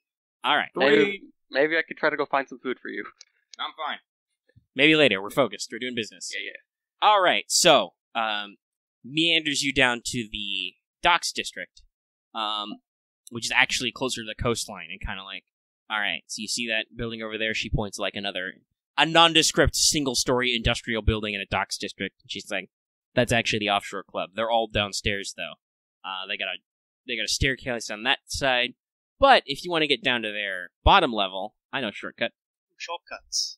So if you want to go down and see another entrance, you can. But she's just pointed it out to you. Will we need Runner to actually see Probably to find her shortcut. Otherwise, you're going to be navigating around on your own. I'm just concerned that if we she shows us a shortcut, do we have to commit to the getting in, or no? It's not to get in. It's she can take you down a couple of stories fast and directly. Oh yeah, sure. Yeah, let's do that. All right, follow me. She kicks back at something. A fucking great hatch pops up. Be like, just hope nobody's claustrophobic, and just skedaddles, ladder slides down a little access tube. You go down about 2 or 3 stories into the underbelly. You can actually hear the waves lapping against you. Everything smells like salty mud. Salty mud smell down here. Maybe some dead fish. Muddy, dead, salty fish. Mud. She's like, also you may need to hold your breath. Anyway, she kind of takes you past some tube lines. This is actually an access hatch to get to the sewer outflow pipes where they ditch any of the water that's not completely recycled back out into the sea. So it's a little smelly, but if you just pop out here and move this, and she pulls aside some sheet metal, you come out into kind of another little access walkway, catway thing. And be points at that over there is the underside of the offshore club. That's their service entrance. You see workers go in and out sometimes, and sometimes other stuff. I think they got elevators internally, so if anybody needs to pop in, they go in through the top. You should be careful, though. They're, well, I don't know. I guess you just walked right into the Steel Eastern, so you could try that here, I guess. I don't know. But they have a similar exclusive clientele. They have weekly passwords. They got a doorman. They got bouncers. So, yeah, there it is. It's right there. That might take a little bit more thought. Anyway, Runner, thank you very much. Give Lopek my regards. And here, for your troubles, I'm going to give her a 20 cred shit. Alright. She pockets that too. It's like, alright. If you ever need something in town, just call for Runner. And just, whew. Well, probably parkours the shit out of there. Takes a running leap, springboards off just a pipe, does a fucking gymnastic spin off another pipe into a flip jump. Just playing this game like it's Dying Light. Wall runs, and it's gone. Okay. We'd probably give a whistle ooh, wish I could do that. Runner. Which I believe it's still called parkour in this. Or is it free running? I don't know. That's the weird thing. It's literally the same talent, but it's called something different between Genesis and Star Wars, and I don't remember which one is which. One of them is parkour, and one of them is free running. Possibly with an exclamation point. Parkour! Parkour! I know how to parkour. You just hold down right trigger, just keep running. Associate... friend of Lopak. That's what Yeah. I wonder if we should, check out the funeral home first. I should try to get some recon on the inside or anything. No, let's hold off on, the offshore club.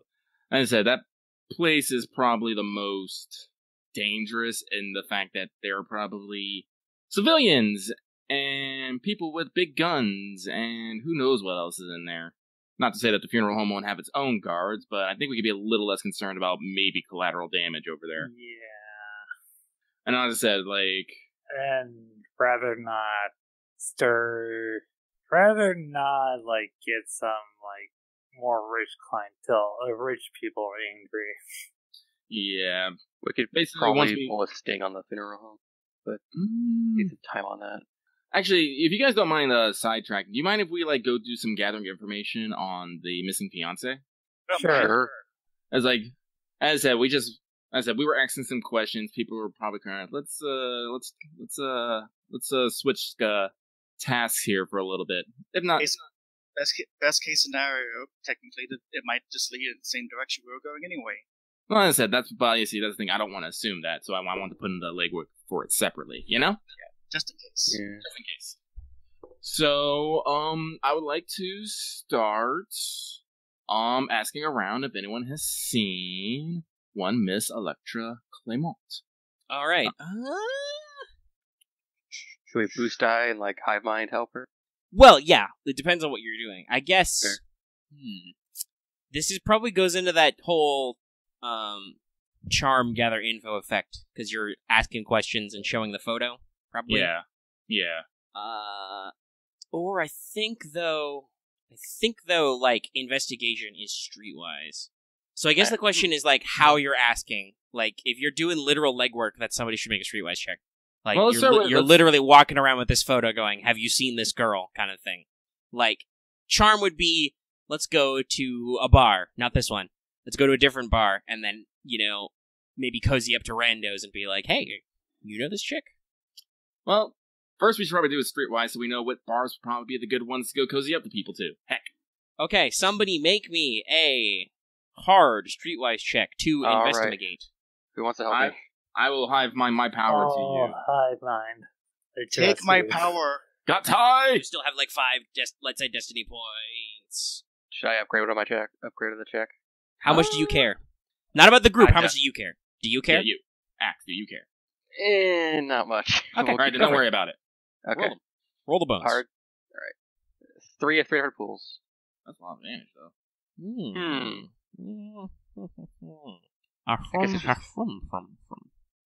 Alright. So it sounds like nobody fucking knows this one chick. Success on the entire thing. Actually, it's probably more they're wandering around and they're doing stuff and they're kind of oh, Clement? I know that name. I know Clement. Who's thems? Who is thems? Kind of thing, because they are not local to town, but they are a big landowner. Was this roll to define the thing so Lucky could do the charm check? But... No, this was to do legwork. Yep. All right. You're asking about the lady in an investigatory manner. Nobody has any real clear information on. How did I spell that first name? Electra. Okay. People have heard of the Clements. They own a lot of land, probably in a neighboring parish kind of thing.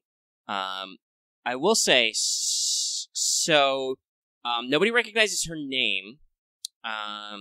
You do get a couple of hits on her face, though, where some people are like, I think I saw this girl somewhere.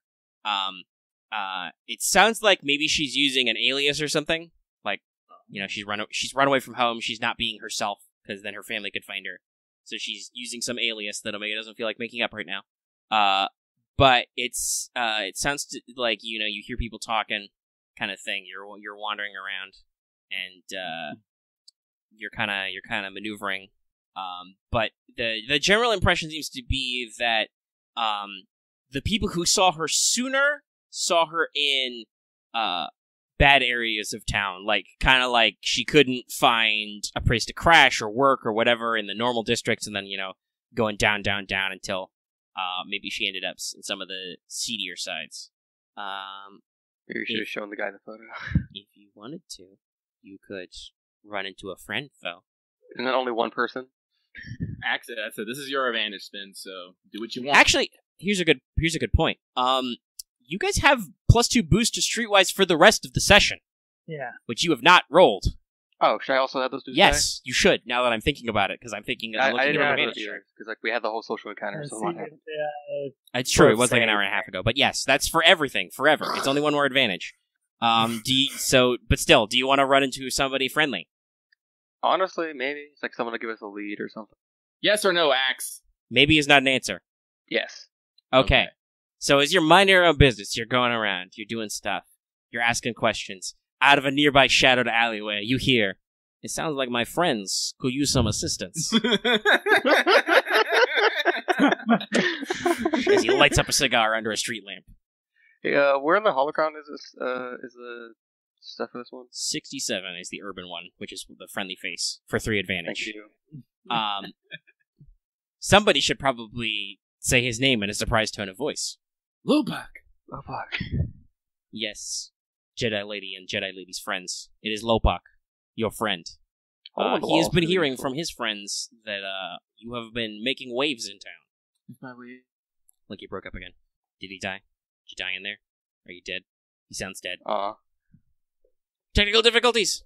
Okay. You live. We were talking about advantage while I was off mic. Mm-hmm. A second. Okay, so, Axe, do you want to go with 2 overheard conversations? Probably, yeah, because it's like we need leads. Do you, though? Whatever. Your advantage. You spin it.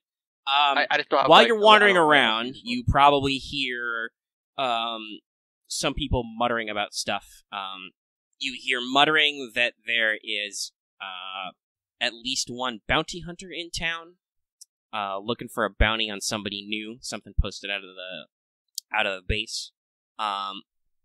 And you hear that there's a strange monk-like man in a blue robe who's been seen around the city sometimes. That's just casual conversation you overhear. Anyway, hello, your friend Lopak is here. Yes, but as Aramaa was saying, if you by making waves is probably asking way too many questions for people are comfortable with, then yes. That is how one makes waves. But also the tides. Speaking of which, perhaps we should step inside into this conveniently located diner Lopak is standing outside of, and have a bite to eat. Algae burgers are on me. Friend of a friend indeed. Step inside. Step inside. There's old ding-a-lingle there, and he's like, okay.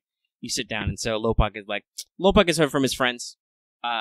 You are looking for a lady. Perhaps for one of your friends. Aramaa will pull up the picture. Flip it around, show Lopak. One. Actually, you know what? Lopak is a guy with stats. Seems like a relevant time where perhaps him having stats might actually do something. FGs, which is eyes, info traits. No talents, no abilities. Does have 2 bips in knowledge all, though. Knowledge all? Yeah, NPCs get knowledge all, which is basically like, if they need to make a knowledge check, they can do it, whatever. That's terrifying. You know what also is scary for you? Is, info traits have, int 4. Jeez. Lopak, you scary. Lopak kind of stays for a second and says, Lopak knows this one. This is Clement.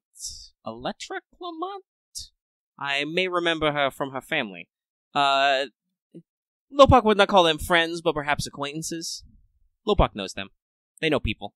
Lopak knows people. People know people. He takes a sip of his space Coca-Cola. Space Cola. It's a dandy cola in space.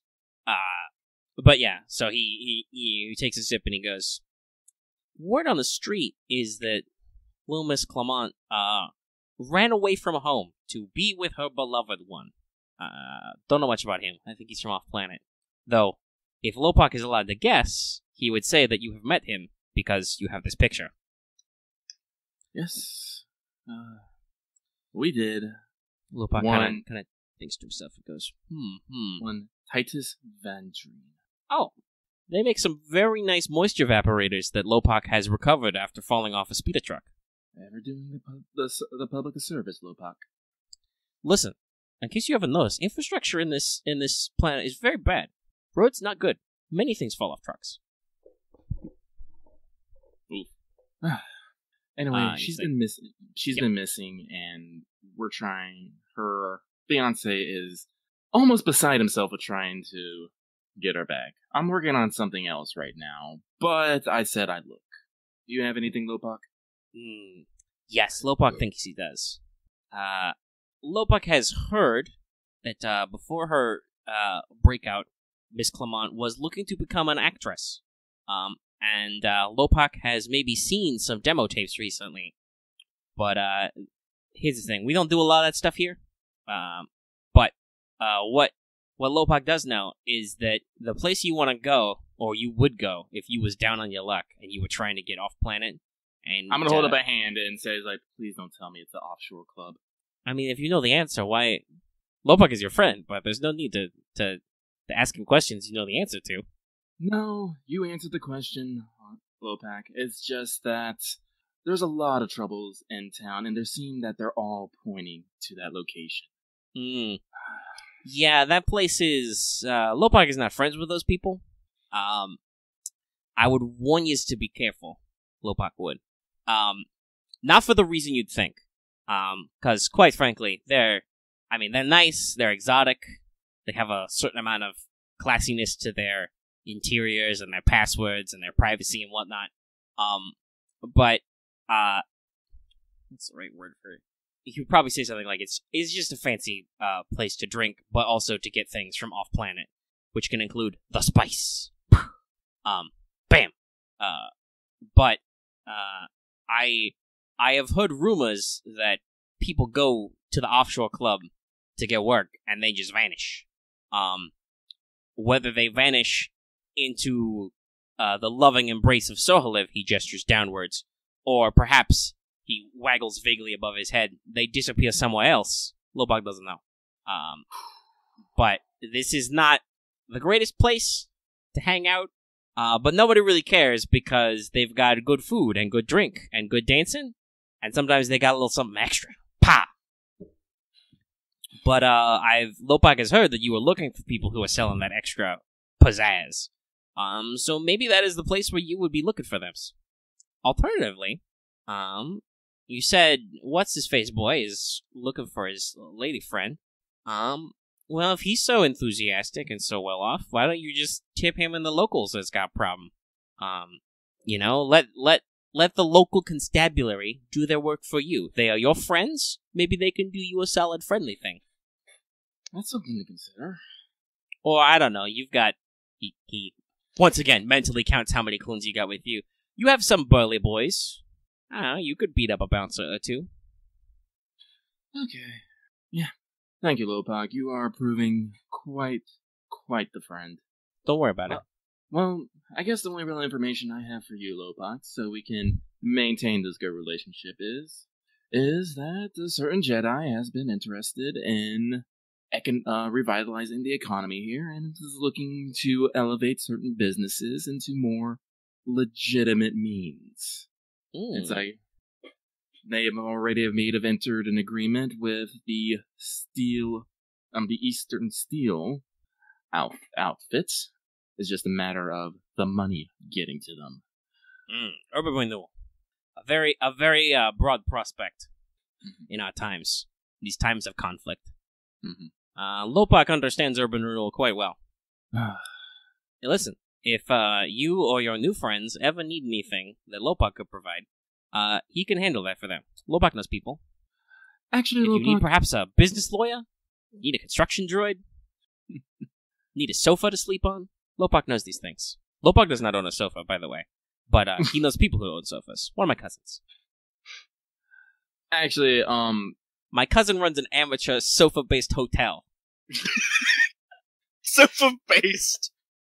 All sofas, all time. Oh, we're in such a mood. Sorry. Sorry, sometimes when I speak in Lopak's voice, I just want to say something silly. It's I love it. You want to say like the goofiness comes out. But so out of character, I don't feel like we really need to go talk to the Skill Scorpiconda gang right now. Yep. But I still want to flip that acid. Silver. Yes, Silver Scorpiconda. They're the Moonshine outfit. So rather than I basically just want to kind of hand wave it that I can get them flipped at something. So is there a way I can talk to Lopok to see if he can handle the... Yeah, you could just ask him to be like, hey, I've heard about these guys. Lopok will be like, oh, Lopok knows them. Good source. Yeah, so what sort of arrangement would you be wanting to come with them? Oh, hang on 1 second. He's hanging on 1 second. We enter the Lopok zone. My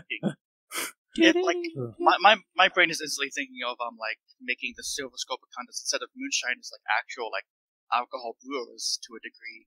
And to my mind, I'm like thinking, I'm just already coming up with stupid names for their drinks. Okay, sorry about that. My try some very special. My connection was exploding, so it's fine. Scorpiconda venom. It's not actually venom; it's just our drink name. That sounds actually pretty on point. But no, basically it'd be the same terms that I gave to the Stillies because I don't want to show favoritism. Basically, we give them an economic stimulus package, and, you know, they give out information on anything crazy going on in town. They go legal and legit, and we'll provide them with enough money to... Right, you give them the startup and the licenses, and they stop making shit in their basement. Yeah, and of course they have to have agreements to basically say that they're going to stay up. Well, not stay entirely above board because, you know, but legal, they'll do legal business. Lopok kind of nods and purses lip and says, this is a good offer. Lopok can approach them on this for you. And Lopok, of course, will make his own arrangements as a mutual friend. But I will tell you, they will probably be very appreciative of this. The Silver Scorpicanda are, they've been here a while, making drinks and stuff. A little bit of a business startup will go far in the town of Mor Iridu.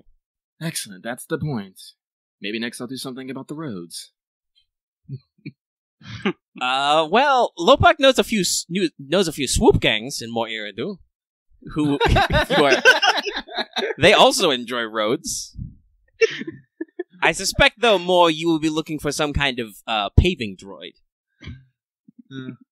Well, one step at a time, Lopok. Cleaning up the city. Well, you have to increase the tech level of the planet. Well, yeah. Like, dude, don't you understand? Like, economic-wise, if they basically start up their own business here, they can basically sell the Soholov brand of drugs and alcohol locally, which will be cheaper than whatever they're trying to get off-planet, and then they can sell it off-planet for a good price. Because here's the thing, people like unique shit. People like... And also, it's the important thing about Star Wars is sourcing stuff, because it can take you weeks or months to get something from across the galaxy, and that can be quite expensive. Especially since there's a war fighting over all the good space lanes. Yeah. So anything that's locally sourced is like, oh shit, we don't have to worry about that. And, you know, drugs and alcohol are always luxury items. Correct. So then it would literally be, and then literally we could put on Soholov next to its exports, luxuries. Yeah. That's crazy. But, as I said, we gotta get there first, one step at a time. So, alright, so I'm gonna thank Lopok. And it's like, he is a friend indeed. But as I said, we gotta go finish up a couple of leads. I'll take him what he said in mind about just organizing a goddamn raid on the offshore club. I mean, you have enough evidence, circumstantial and otherwise, just be like, I mean, you know exactly where it is. The police probably want to know that anyway. And if you like dangle the whole, hey, they're probably kidnapping people down here, that would probably cause somebody to have a moral outrage. Yeah. Do we want to hit the, like, as I said, so I'm for getting the marshals, getting our clones, and calling, the two LATVs we have of dudes with us? Yeah. Yep. I got a couple of those. First would be the peacekeeping models. I wonder if we could maybe, like, at least I could maybe just, like, check out the funeral home to see if there's anything there. Oh, I was just gonna say, it's like, we might as well go there anyway.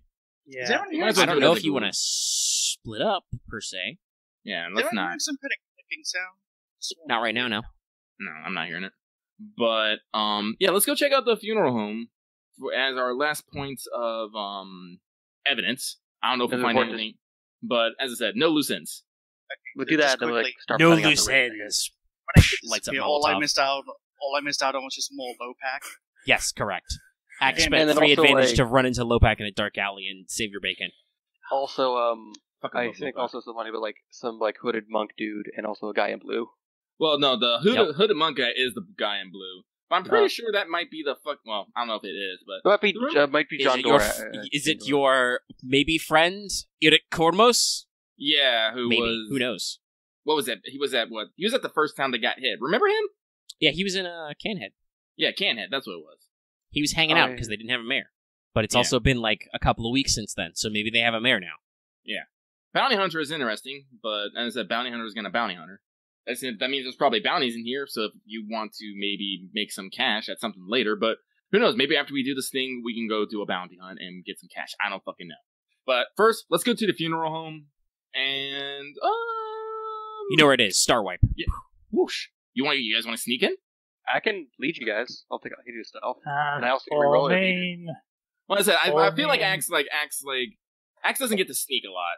Yeah, there's that. Plus, maybe we need a distraction at the front, be legitimate so the other people can sneak in the back.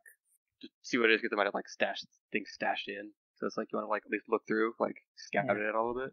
Well, as I said, we do have the evidence that we have.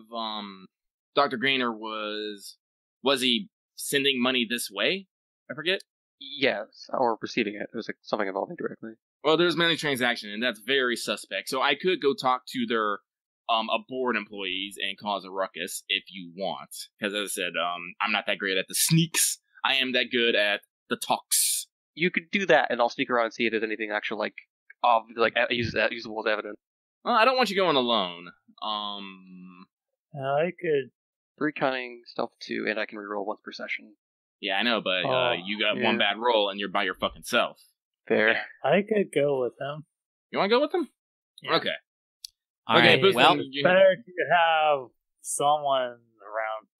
Yeah. Buddy system. No, because here's the other thing, Axe. We say don't be afraid of failure and whatnot, too. But remember, you don't have all the skills.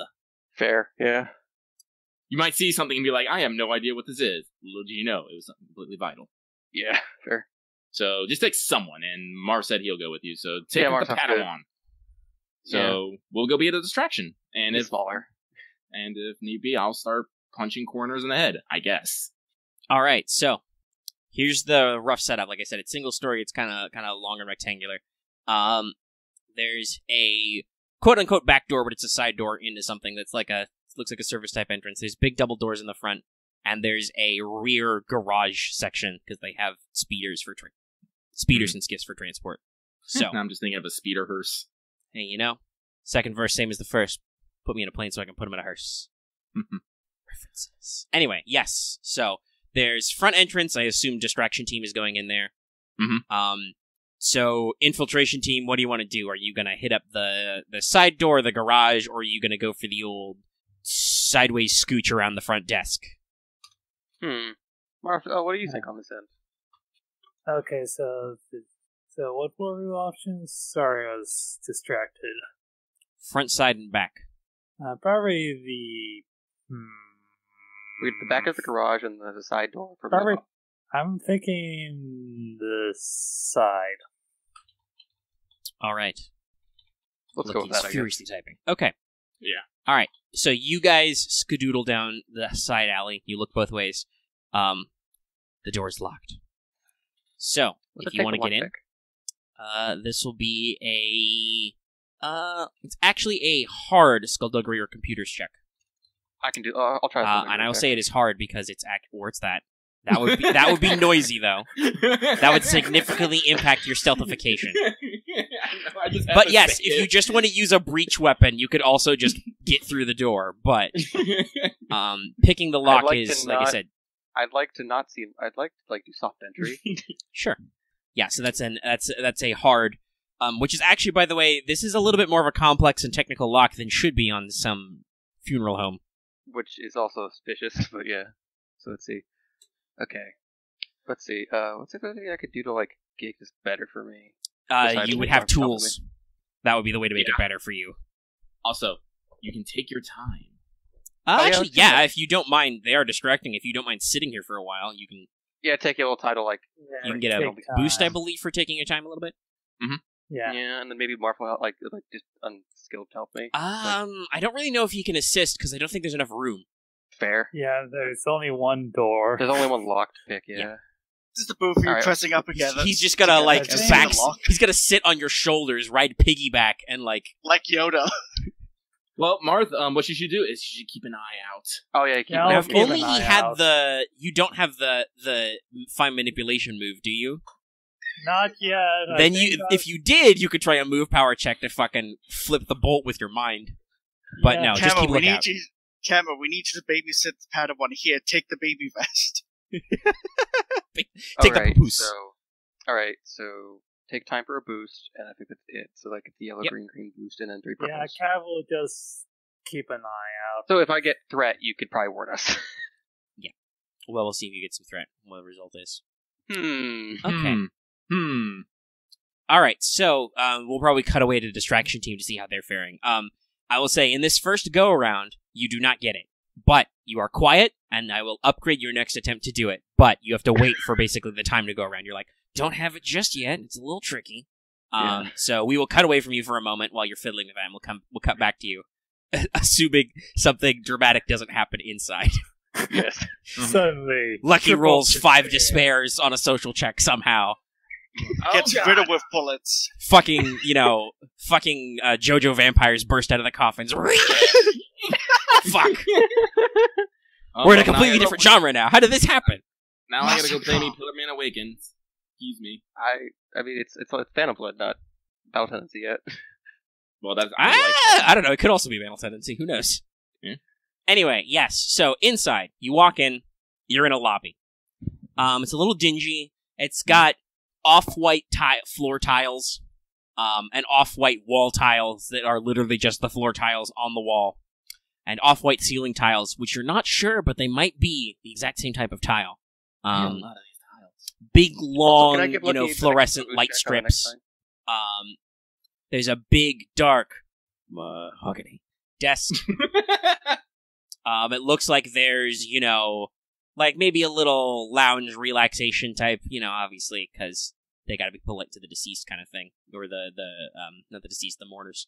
Like maybe a little lounge space where maybe there's like a calf machine and maybe like some freshers in there. Looks like maybe there's like storage or like a coat room or something off to the side, and there's the desk. Behind the desk, you see an interesting sight. No, I'm using the advantage that you're still stealthy. Oh, okay, thanks. Because it's not quite a structured time thing. So behind the desk, you see something interesting. I don't even know how the check we did narrow this down, but it's like, so it looks like a droid. Mm-hmm. He's kind of suspended from some like motion track on the top, attached to the ceiling tiles. Kind of, there's like a track rigging. Oh. It's got kind of a dark. It looks kind of like a medical droid, because those guys are like their half torsos and like some piping coming out. Only he doesn't appear to have a stand. He's like literally suspended from the ceiling. Mm-hmm. Got his weird skull face, all in black, mind you, with red photoreceptors. This is terrifying. And it's got several arms with little gadgets and gadgets coming off and rando piping and stuff. This reminds me more of an interrogation droid right now. Honestly, do you have any mechanics? No. Okay, you can't be sure, but parts of this droid might be kit bashed from an interrogation droid. You're not sure. I am concerned, though, because there aren't many black ballish things with a bunch of protrusions that I know of, but then again, I'm not a mechanic, so I wouldn't know. And it kind of speaks in kind of a deep, resonating electronic voice. Hello, sir and madam. Welcome to Claythorpe Funeral Home. How can I help you today? I am GIND3R. I am the owner of this establishment, a mortuary droid. And so, I am Jedi Gender. Excuse me, sir. No. Grinder. Oh, Grinder.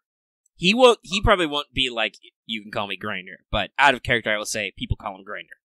I am Jedi Aramaa of our public forces. And so, we are currently doing an investigation as mirrors, and we would like to ask you a few questions, if that is alright. It kind of over the top of the desk, and just on the tracks, just kind of in front of you. Pauses, kind of. May I see your identification, please? You can do it this time. You can show off your lightsaber as your badge. Well, let's see. Does Jedi actually have any sort of proof of identification, really, besides a lightsaber? Probably not. I don't know. You might have an ID card. I don't know.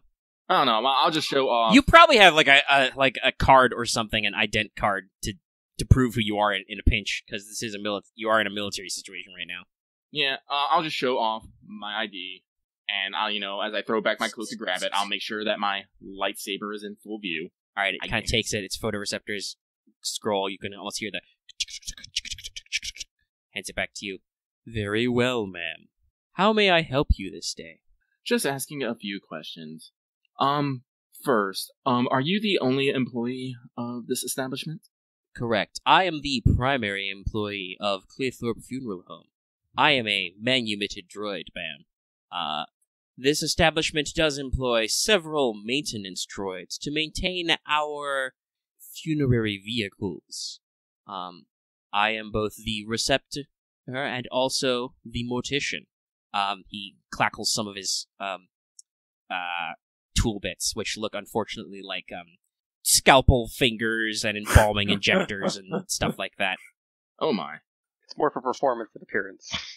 I am fully equipped to perform funerary prep and autopsy. I see. For construction and handling, we employ temporary laborers, ma'am.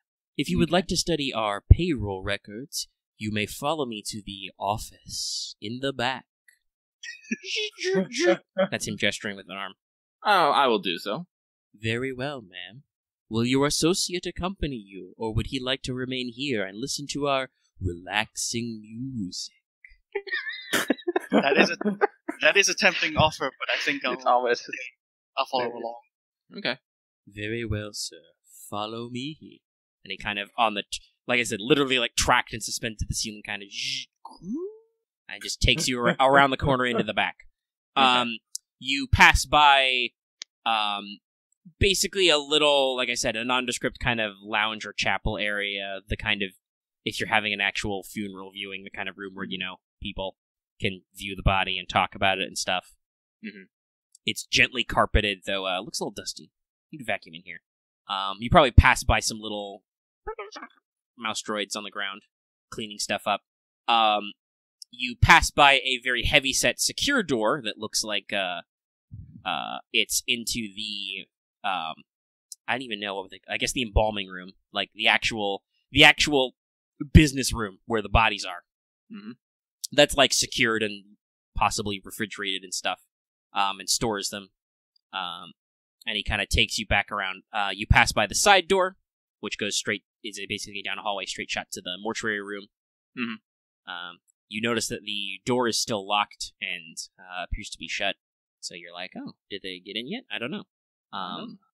But basically, he takes you past a little storage room that's next to that and around to the office, which is next to the garage. You feel like that's a little unusual that you gotta take this long-ass walk to the office, but whatever. Hey, outside team. If you'd like to pick that lock, make that roll again. Alright, here we go.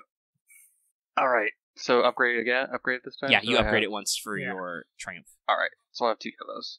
And while they're rolling, I guess I'll say this, because I said in the peanut gallery, because he was talking about droids manning the vehicles, I fucking imagined a Gonk droid driving a space hearse. I find that hilarious because Gonks have no arms, so it'd just be I know. Well, that's what Scomplinks are for. No, it's probably like Astromex or some other pilot droid that pilot the speeders. And I just like the mental image. If you guys ever look in the garage, he has a couple of dialed down pit droids which handle day-to-day maintenance. Should I take time on this or just go? Go for it. I can. Trust me. I have a plan to distract. All right, cool. I'll try again. All right, here we go. All right. Hey. I figured out the trick. You just gotta slide and pop. There was slides open. There were 3 security pins in the back, so I had to go. Door's a little creaky, a little rusty. What's that? No. Arama's loud enough, it won't matter. Move it and go in. All right, you have opened the door. What do you do? Time to... Okay, let's see. What do I see from inside this blank? You see a long hallway with lots of white tile in all directions, possibly even through space and time. You're not sure how that works. It's a lot of white tile. Dim lighting, and it looks like there's a big metal door that says prep room on it, mortuary room. And then there's two, it's basically, that's a T-junction, so there's that door, and then there's either side wing doors, one going towards the front, one going towards the back. Entrance, so... Should we take the mortuary room? Or should we... Well, what are you doing? Like, right now you're just looking. Right. What check could I do to get an idea of, like, if they were going to hide something, where would be the best idea to hide things? Usually in the... I think that's called your brain. Yeah. Okay. Like, I don't really know if there's a... like, you don't need to check to know that look for secured rooms that are locked and that people won't go in. Yeah, I might as well try the mortuary room first. Alright, so you're sneaking up to the mortuary room door. Yes. Or are you boldly striding, I guess I should ask. Let's quietly... Okay. Pace. Combat roll! So... Make sure I get stats for this boy. It's passive, so it'll be vigilance. You got any vigilance, buddy? Nope. Do have perception, though. So this will be an average stealth check. Do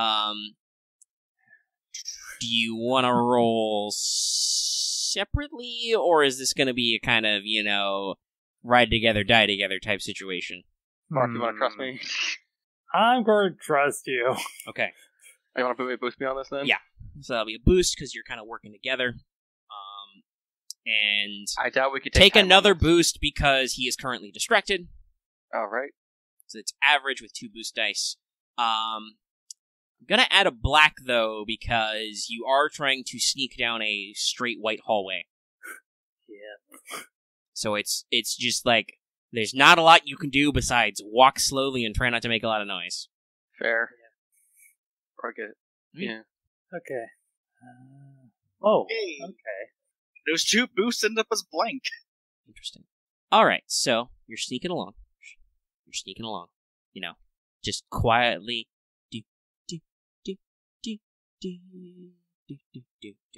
Or possibly Pink Panther.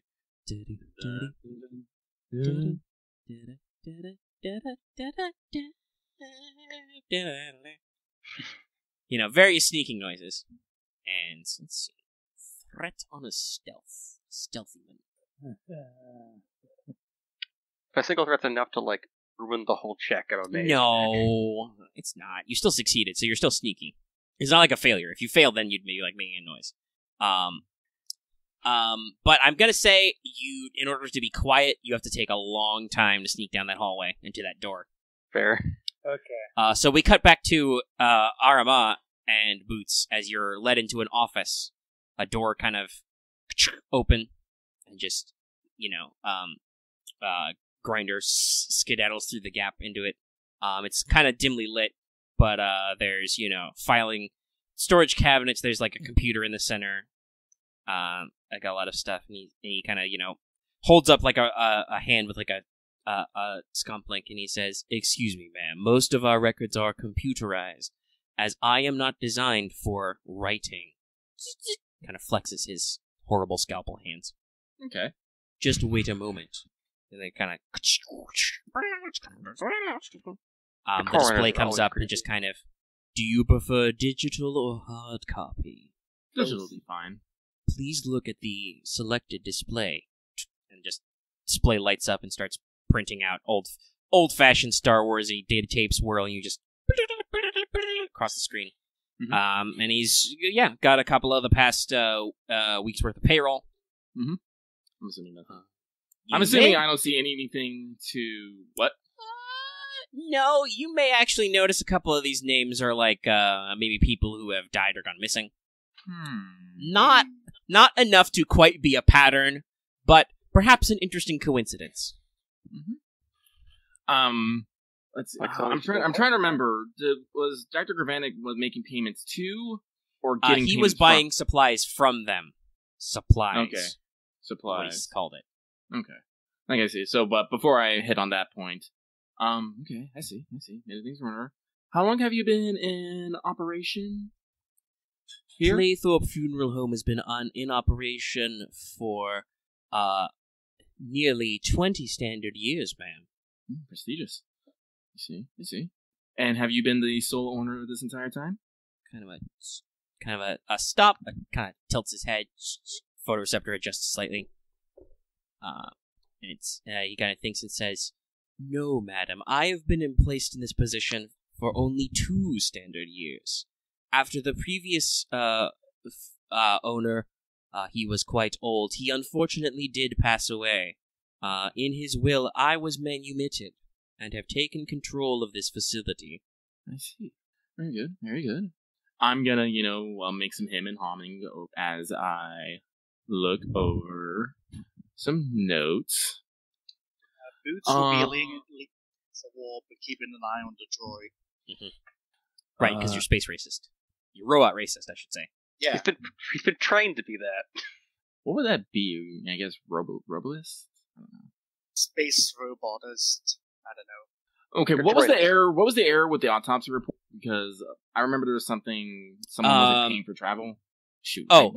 He had an arrangement for them to handle his funeral, the guy who died, but they didn't want to pay to pick him up, basically. So. Yeah. Okay. Shit, where's that autopsy? Did I save a copy of it? It's in the... I could look it to you if you need it. Please. I just grab it then, because I have, the city notes open. Autopsy report. My air is a little slow right now, so we just... Got it. Thank you. Alright, you just had it for me. I just had to, recently there was a death of one Mr. Crydella Pleager. He was on schedule to be, taken to this facility, but there seems to be a holdup. I understand that it's something to be that they are not paying for collection. Kind of another pause. Maybe he, wiggles his scomplink again. He's like, "That is correct, ma'am. Mr. Pleager had a standing arrangement to handle the condition of his remains. Cremation, I believe. However, because he died away from Mor Iridu, and did not pay for an expedited coverage fee, we will not pay out of pocket to transport his body." Okay, I see. Are such instances common? Kind of a pause, a slow tick, tick, tick. On a statistical level, ma'am, I do not believe so.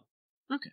It is very rarely that our extended Claythorpe family travels so far. Okay. Now, another vine of topic I wish to pursue. It has become to my attention that you may have been selling supplies to scientists for their needs. Oops.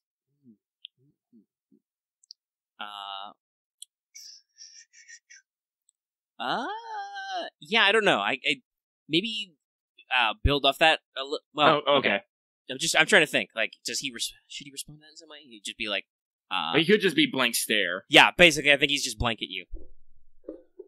It's like, oh, my apologies. I was not as clear. We recently had a murder case of one Dr. Gravonic over at the science base. And, of course, we are trying to find any and all leads. And among these leads, we find that he was purchasing supplies from you. He kept quite extensive notes on the record, and we have a full record back at base. Would you be able to tell us the nature of the supplies he was purchasing from you? He's gonna just... And just, your display kind of clears in blanks and says, "We have no such records of a transaction, ma'am." What's your vigilance? 1 with 3 will. It's pretty. Be the way to roll that. What's the penalty for lying to a Jedi? There is no penalty unless I have. I meant in universe legally. None, because that's not how laws work. You fascist.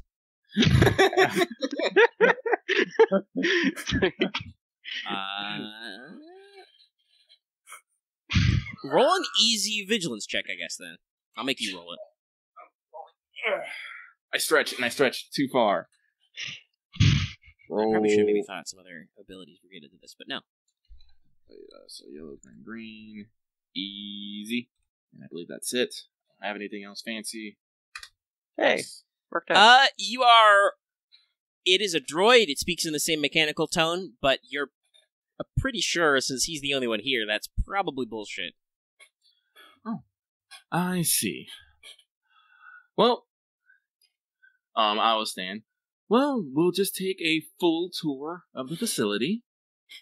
And, as I said, as a funeral home, you probably have nothing to hide. But we just want to make sure that we are... Of course, ma'am. Would you... He kind of gestures the one arm. Would you like to start at the garage, which is right next door, or perhaps back at the lounge in the front? Let's start at the garage. Very well. So we cut back outside. You guys reach the door to the mortuary room. Hey. It is secured, and it is locked. Here we go. I'm healing stream, by the way. Sure, go for it. All right. Window. All right, you're gonna pick the lock? Yeah, I'll take a lock, because it's like... Should we look All right. first? What was that, Marth? Should we look in first before we try? Look in what? It's a blob of metal. Okay. Yeah, there's no windows in the door. Okay. Nope. It's sealed. Nobody wants to see in there. They do gross stuff Right. in there. Before Alright, you you wanna roll, pick? but you're rolling to pick? Yes. Okay. It's hard. And I will activate a dark side point to upgrade the difficulty once. Oh, Okay. God. So flip So one of now- those purples to a red. So this Okay. is going to be, I think. Okay, so that's... That'll be an R on the in the roller, right? Yes, R. Is this... You I had 3 before, so that's 2 now. So that's what? I guess Sure, there's I still read- not enough room for this 5, lock. 6, yeah. All right, It's still so a I single guess door. I should probably take some time for this, or no? Do you want to take time for this? I will say, without a need to roll, you can hear low conversations down the hallway in a room. Okay, yeah, that's not. Just, okay, then Believe Mark. in yourself. Please. Mark, just help me on this. I don't. Or, like, Don't think you really can. I'll just keep watch. All right, let's do this. So red, purple. You can flip a light side point, dude, if you want. Yeah. Honestly, at this point, let's do that. I guess. Sure, give it back Sure. to me. Give it Are you back. trying to upgrade? Yeah, let's do an upgrade. So I'll have 2 yellows. Roll. All right, here we go.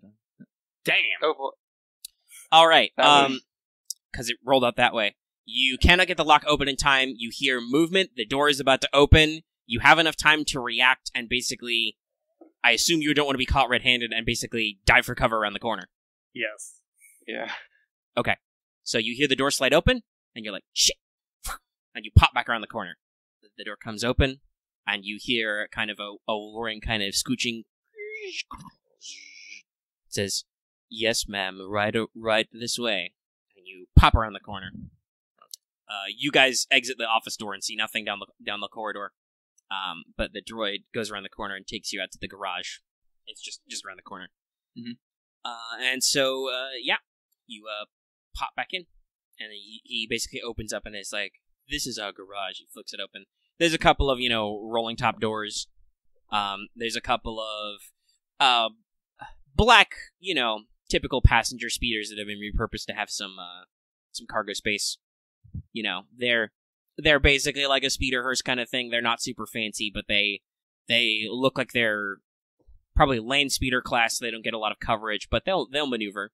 Mm-hmm. He kind of points out, and here we have several pit droids for maintenance. And he basically points it out. You've got maintenance racks of maintenance tools, some spare parts. Probably got like an astromech pilot. They kind of blue bubbles. He's painted black, of course, except for a little white band around the head, like a kind of tiny droid tuxedo. Cute. Also, the astromech or agromech or whatever model it is probably quite old.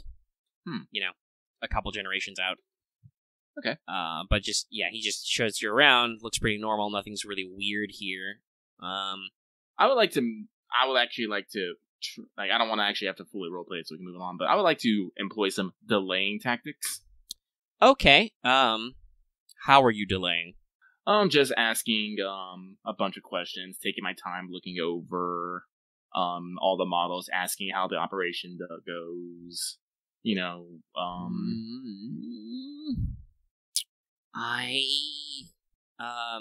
Actually, it's a good question. Do you have access to distracting behavior in your performer talent tree? Is that a thing you can do? A what? distracting behavior? Is that in your talent tree?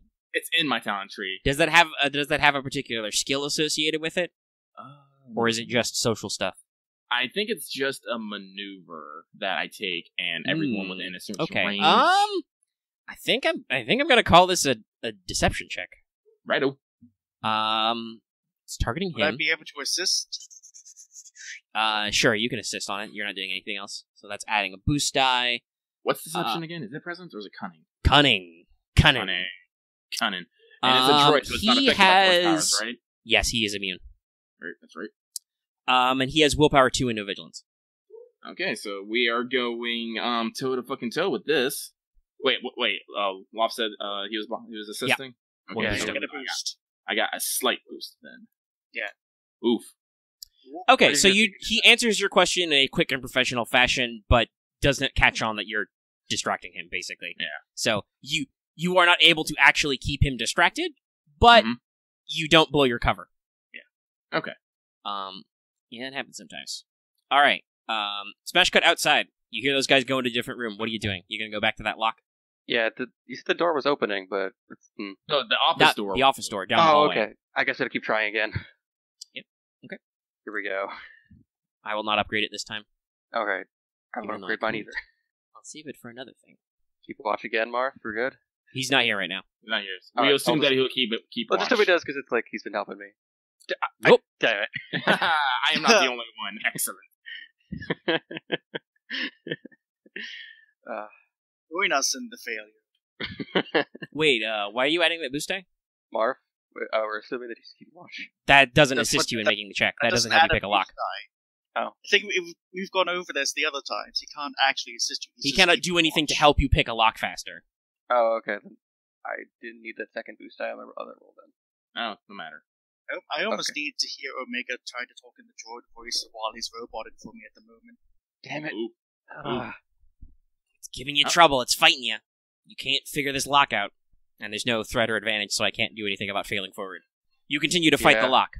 Luck gets rolled over social check to keep more time. Well, as I said, like I don't know how far you guys are.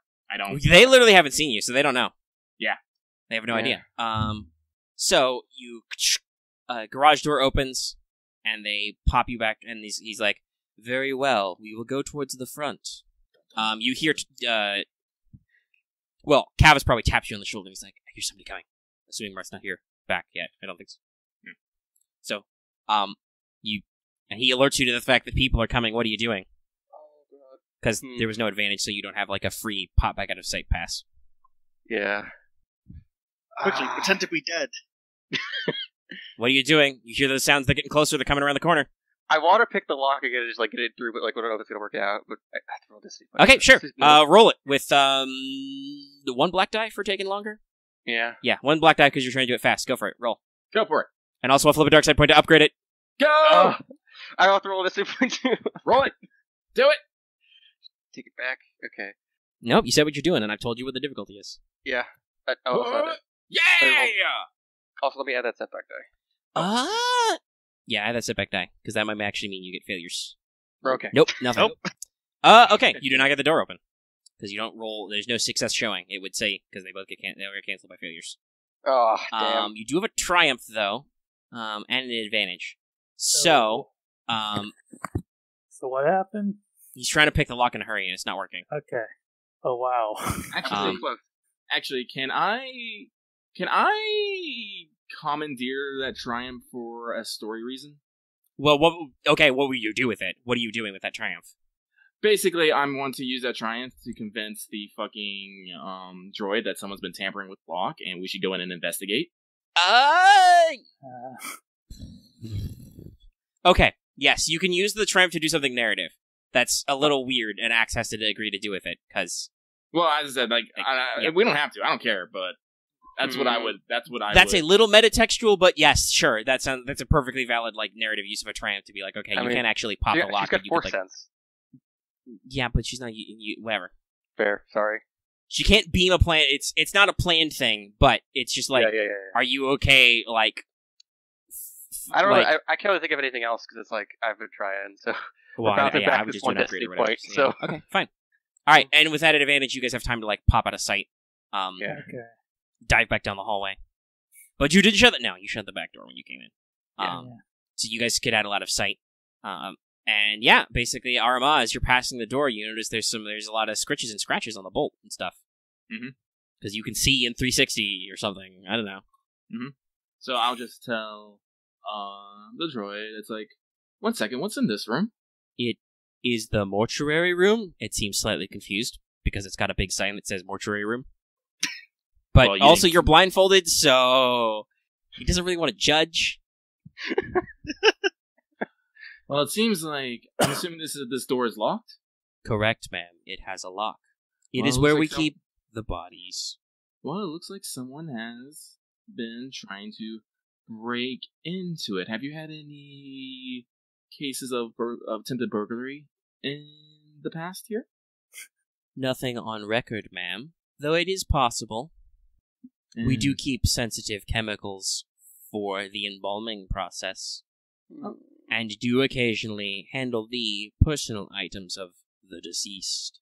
I see. I have noted no... He kind of pauses and... I have noted no losses of inventory lately.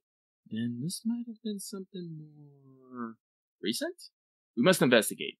Would you please open the door? Very well, ma'am. Pops in. Door opens. Pushes it open.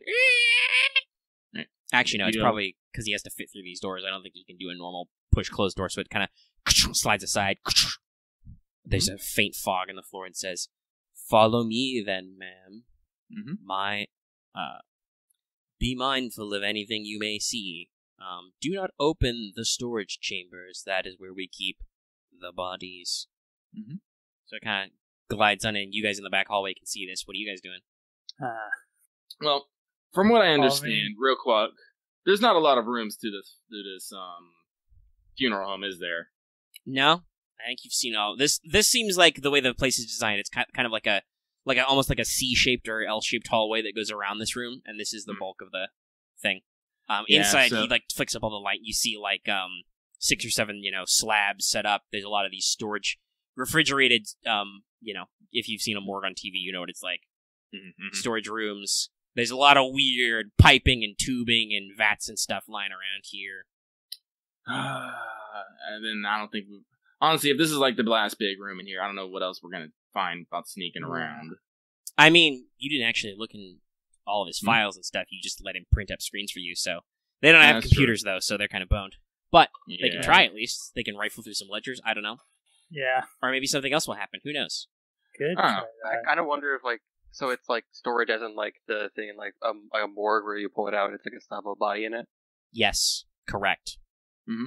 It's a funeral home. Alright, just curious to know. What's the current destiny pool like?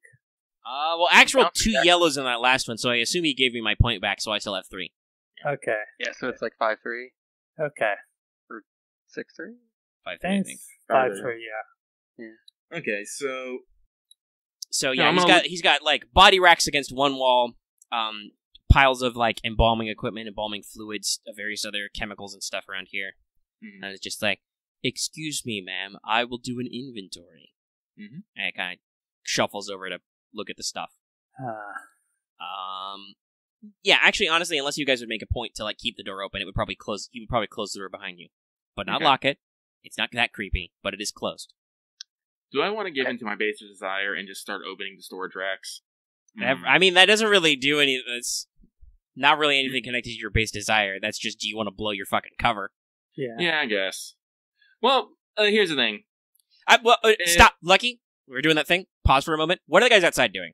Because you see this, right? You see them go in. You see Aramaa pull the shim-sham, go in, close the door. What are you guys doing now? I want to see if it's open the door to give the room a scan and then pull back and then go maybe check. Yeah, you can sneak up to the door and try and open it surreptitiously. Yeah, just to see what's in there to see if if I can actually anywhere I can actually hide. But if not, just pull back. What was this? Did this already? Oh, he's still only got 1 cunning. Make an easy stealth check, unless you're trying to remain hidden from your teammates, but you're not. Okay. And don't add any setback die for anything because this is just you're surreptitiously opening a door and scanning. So yeah, let's just do this real quick and see what happens. Okay. You were able to sneak up to the door. If Kavis wants, he could follow you. Okay. I'll I'll just follow. Alright, so you pop the door open, it doesn't make any noise, you just pop it open a gap and look inside.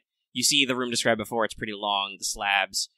You see Aramaa and Boots kind of standing there. Aramaa probably significantly glancing at the body racks, it sounds like. Mm-hmm. And the droid is kind of gone over into a corner and is looking at some chemical stuff. And that's what you see inside. Okay. So if you wanted to, like... Aramaa you can probably notice Camo pop open the door and glance in. So if either of you wants to give, like, a secret hand sign or something. I want to send a secret hand sign of back. Okay. It's like... Alright. I'm pretty sure I can't actually, like, say words, so... No. But so you can give him the hold or backup gesture. Mm-hmm. Tactical commands. Yeah, so it's like I'll check like the back of the place to see if like I can like find any like hidden compartments or anything. Sure. Alright, so you slide the door shut, and you're gonna go in the back? Yeah. Alright. Camo and I guess Kavis, because he said he also said are going around the back corner. Alright. Aramaa, back to you. Sorry about that, just wanted to make sure that those guys were able to do something. Yeah, no, before you do something that's gonna cause some shit to happen. Yeah. Well, because here's the thing. Like, if everything's on the fucking up and up, me opening up the body sure, that's just rude, but harmless. Harmless. But if there is something up, there might be a much different reaction. So, what's in here? It's like, no, don't touch do you that. have any rhyme or reason to what you're doing? If you're just gonna walk up and pop one? Are there labels on them? Yeah, they're labeled. They probably have a little indicator light. No, it'd probably be red for occupied to be like, no, don't open this, dummy. There's a body in here. So we'll say, I'll do it this way. Wonder if one's labeled as like a dead person, or like one of the missing people. Well, we'll find out. Okay, approximately 40% of them are occupied. Oh, I was like 98%. I'm like, no, it's stupid. Let's try that again. Yeah, that's like almost all of them. No. So yeah. About 40% are occupied. The ones that are supposed to be unoccupied have green lights. They all like have a little latch or hinge, so they can't just slide open. So you have to like grab the handle and kind of pop them and pull them out. So it's going to take an effort. If you wanted to like dramatically slam one open before anybody can do anything, that would probably be a pretty tough athletics check. But if you want to just, or if you wanted to surreptitiously like pop one open, you could try stealth. Or stealth. I could make an argument for skullduggery, but we'll call it stealth. Am I a stealthy person? How agile are you? Nah, let's just throw this open. All right. Like, are you trying to like Olympic power pull this, or are you just gonna pop it open like a normal person? I'll pop it open like a normal person. All right. So you grab the handle, you pop it. Occupied or unoccupied? Occupied. Okay. You grab a random corpse box. You go to pop it open. Grinder is like, "Excuse me, ma'am. I do not think you should do that." And you open it, and I will. What's a good die type for this? If I wanted to randomly decide something, let's roll a year. Okay. Actually, no, I don't want. I'm trying to interpret positive results. Don't work for me. Hold on, let's do that differently. Okay. All right. So it's not the worst, but it does have. All right. You pop it open, and there's a body bag in there, but it doesn't smell like a dead body, or it doesn't really smell like embalming fluid either. I'm gonna open it up. All right. In the moment you take to open it, the droid is going to slide towards you on its rolling rack. Mm-hmm. Yeah. If it is doing that, I might. You want to block him? Yeah, I'll block him at the very least. Okay. I won't open fire he stops short in front of you, but doesn't body check you, but does kind of stop short. You unzip it. Yep. It's filled with death sticks. I would like you all to roll initiative as Grinder. Immediately. Well, actually, you guys outside don't roll me initiative. Boots and Aramaa roll me initiative. As Grinder immediately upon seeing this is unzipped is just gonna jam a big old fucking embalming needle in Boots' face. Oh God! And just be like, "Out of my way." What was his voice again? Out of my way, meatbag. Oh no! Oh no! He's invoking meatbag. We're fucked. Oh no! Come on out, you. What's his name? Bam. This is also like, this is a big drug bust. Oh God! Come out, my minions! It's time for you to earn your pay. Oh no! Oh my god! So yeah, six of these body crates that are supposed to be occupied just pop open, slide out, fucking Resident Evil 7 style, and some dudes, wrapped up in black just kind of pop out. So, Bootsy, roll initiative. I'll roll one. I was like, which one do I use? Cool or vigilance? I'm like, Vigilance. They're both 2 yellows. They're both 2 yellows. Great. Mine's the same, but I would like to say, can I say that I'm rolling cool because I was expecting something to happen? Sure, if you want to fluff it, if they're exactly the same. You want to say, I expected this. Well, yeah, because it's the whole reason. I wanted the reaction out of them. You got it. I think we should probably call the strike team now. Oh, baby, well, you don't have time for that shit yet. You're not even in this shit conflict yet. Yeah. But yeah, so he's like, I will dispose of your bodies in such a way that no one will ever find you. Oh god, he actually won't want it doing that. That's terrifying. Yeah, I want to make a fear check for that shit. No, you don't need to make a fear check for that. It's not that scary. He's just yelling stuff at you. People yell things at you like all the time, like get them. You might have to make a fear check for what's going to happen with the other thing, but first I need to actually figure out who's rolling what. Oh god. He does have cool, okay. He has a couple points of cool. So he will roll that. 2 success. So that's still PCs at the top. And then 2 bodies of miniony-doos. Okay. I'm scared. Roll. They're trying. Alright, so... They're doing their best.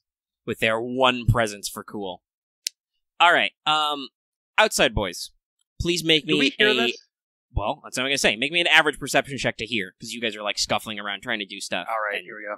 They're inside an enclosed room, so you guys roll that really quick, while I don't need that right now. So, there's Grinder. He's popping out. He's ready to do some stuff. He's got some special qualities.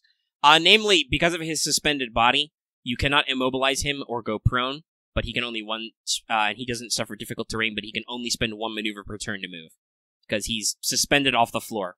Can I cut that suspension? Yeah, I guess with your breach weapon you could do something clever, but that would be a whole thing. That'd probably be a triumph or something narrative. And then you have to deal with him crawling across the floor at you, Terminator style. I also guess that since he was charging me and I blocked him, I'm engaged with him at the moment. Yes, you're probably engaged with him. Yeah. And those 2 bodies of miniony-doos are at short range. So let me describe these guys to you. These people do not look okay. They have, like, pale skin, the weird discoloration around their faces and noses. Marth, you need to make me an average perception check if you can hear some shit going on. Okay. I'll do that. Like, they're stringy, they're, like, wrapped in random clothing, their eyes are all bloodshot. They're not really speaking so much as they're muttering. They're like, nah, I'll get you. And they're kind of shambling around with their long, dirty fingernails. They've made ghouls. This is exciting. This is probably, for you guys, a average fear check for those inside, but Lucky has to come back to Ghost. So let me resolve those perceptions. Okay. Camo, you do hear. You hear moaning and lockers and rambling and maybe Grinder saying something evil. I will grind your body into paste. Okay, can I call the strike team? Because I think we're going to ignore dudes right now. Okay, they'll be here in about next encounter. Damn it. I mean, you did not pre-prep them to be like, hey, wait just outside. Like, it's going to take them time to get here. Yeah. But yes, your immediate response is to pull out your comic and be like, you know, whatever your code phrase was, striker. Yeah, and then, like, I guess go to the... All right, you start heading that way, so... Guns. Kavis, you do hear with your ears. Take 3 strain. It sounds pretty spooky in there. Okay.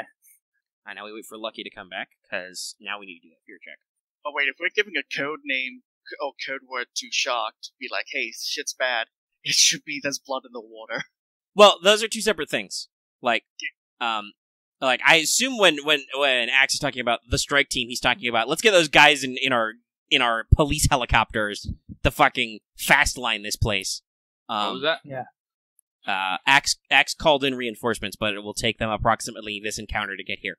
Axe. Well, I mean, he rolled perception. He does hear murder droid noises coming from inside that room. So But is he calling the No, helicopters like or the fire team? Our fire team, like our 6 dudes. Okay. I will let you go back in time and correct that, but that's not how you phrased it. Yeah. Okay, sorry. That's right. All right. They will get here sometime that is less than this encounter, but we did not establish what they were doing or where they are, so they're somewhere. Yeah. They are vaguely in the background. So they will. Street food. He goes like, "I need reinforcements on my position." They're like, moving to you. But yeah. So Lucky, you and Boots need to make me an average fear check.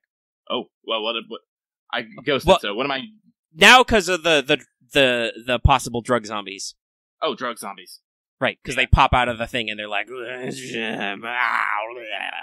really slobbery and they have gross fingernails. Which skill would this be? Discipline. Oh, the one thing I don't have at 2. Damn it. You said what was the difficulty again? Average. They're not that spooky. They're just a little bit spooky. Just spook. You got him. So you pass, but you roll a threat. How does that work with the conflict thing of fear? Dear Jim Holocron, where's the fear check? I know you're in here. I think at this rate we're probably going to save the raid on the club to later or next session. So yeah, this is actually going to take 3 sessions. I think this one will still be called Live and Let Die though, because now there's zombies. Yeah. So strain equal to the number of threats. Character's morality. That's all I see in the negative results. Yeah, but it's not in negative results. It's in a sidebar. Okay. Characters with morality. Instead of suggested failure or negative effects, character may bestow an amount of conflict equal to the difficulty of the check on a failed check. Okay. So I was just double checking that. Yeah, so you still suffer 1 strain, Lucky. Zombies. But you're not, freaked out, in an emotional sense. You don't give in to the fear. You're just, it's mostly because, basically, you're now sandwiched in. There's 2 minion groups of 3 each that literally popped out of the fucking body racks on one side of you. They are at short range. And now there's a murderous droid who is going to try and stab your clone boy on the other side of you at short range. Engaged with, Boots. So now it's a PC slot. They popped out of the snow, like daisies. PC slot. And since you guys succeeded and you're saying you're moving towards the thing, I'll have you guys roll initiative at the next round of conflict outside boys. Okay. Yeah, I believe Cav would definitely want to help them out, not leave his friend's family stranded. Would you like to go first, Lucky? Yes, I would. It's like, I'm gonna yell, Boots, we fall, we regroup. And I'm going to make a maneuver to the door. Okay. Will it actually be an action to slap it open? No, I believe it's a maneuver to. It's still a maneuver, so you got to pick what you're doing. But it's a maneuver to open up the path, basically, to interact with objects. Okay, so but I will. I'll spend 2 strain to interact with the door and open it. Okay. And in the process of moving to the door, did I come engaged with one of the minion groups? No, you have to specifically take maneuver to engage with them. All right, then. My action will be... Okay, here's a weird thing. It says I need a maneuver to activate battle meditation, but can I use my action instead? Or wait. No. Okay. Your cap, it's a hard cap of 2 maneuvers per turn, right? Yep. Okay, so just don't take your strain. Yeah, okay, I just won't take any strain then. Fuck it. You move and open a door. Yep. Okay. Alright, PC slot. In that case, it's my turn. Is there, there's nothing in my way between me and the door, is there? No, but technically you do have to spend two maneuvers to get to the door because you have to disengage and then you have to move. True, disengage. Okay, I was asking if there was maybe thinking if there was any table. Try to do an athletics check to use the table, jump off and into the hallway. No, nothing you can't. That requires special talents to be able to move farther than normal. Oh, really? Oh, okay, my bad. You cannot I thought it was just an athletics check. No, if it was an obstacle, you could, but you can't go farther than your normal movement rate like that. You need talents, or special abilities like force leaping or that parkour talent or something. Okay, in that case, yeah, I'll just follow Aramaa's orders and spend the 2 maneuvers to get to the doorway, at least behind it. Alright, you guys are basically, I think, flanking the door because you spend one to disengage. You basically duck that guy, scooch past him, and you run for the door. Mm-hmm. Now all the NPCs go. Okay. Well, Grinder will move. I'm trying to see if I can. trying to think how to make sure to keep this fair. Like, I don't want to be like, and he can just re-engage with you. Because I don't think the room is big enough that, like, from the back wall to the door is more than short range, but also, like I said, because he had to disengage, I think it would be bad for him to be able to double tap and engage, basically. Mm-hmm. So I will just have him move one to be to stay in short range of you, I guess, and kind of position you on the side of the door. That's okay anyway. For his... Actually, no, fuck it. You're at short range still. He'll aim, because he can do that, and he'll attack. Aramaa is probably the biggest threat, even though she doesn't have anything out. Which means BT dubs, buddy, you can't reflect. Didn't you say... Was it because of the tracks he can only take one maneuver? It's only one maneuver to move? Yeah, I'm saying he's not moving. He's aiming. Oh, okay. Because he doesn't want to take any strain. So he will aim instead, and he's going to shoot at you with his acid jet. Oh god, it's acid. Oh god, embalming. So just one of his limbs comes up, a little spray nozzle pops out, and he just shoots something caustic at Aramaa. So it's short. So what's your ranged light, buddy? Okay. Right. This character is very interesting because he usually has more skills than he does stats. So he has like a ranged light 2, but agility 1, so it's still yellow-green. It's short range. How much defense do you have? 2. Alright, so 2 setback, but he does get a boost. Boost. Is that it? Is that everything you got there, buddy? Yes, correct, okay. Alright, roll him. Oh, here comes the pain. Nothing interesting happens. But he does hit you, so you take 7 damage before soak. So I take 3 wounds.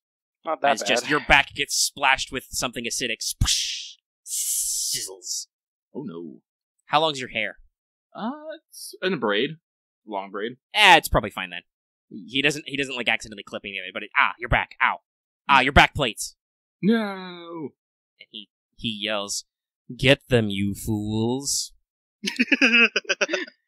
I feel like I need that voice clip just to make us saying it like that. Saying us low and slow, "Get them, you fools." Yeah. Get them.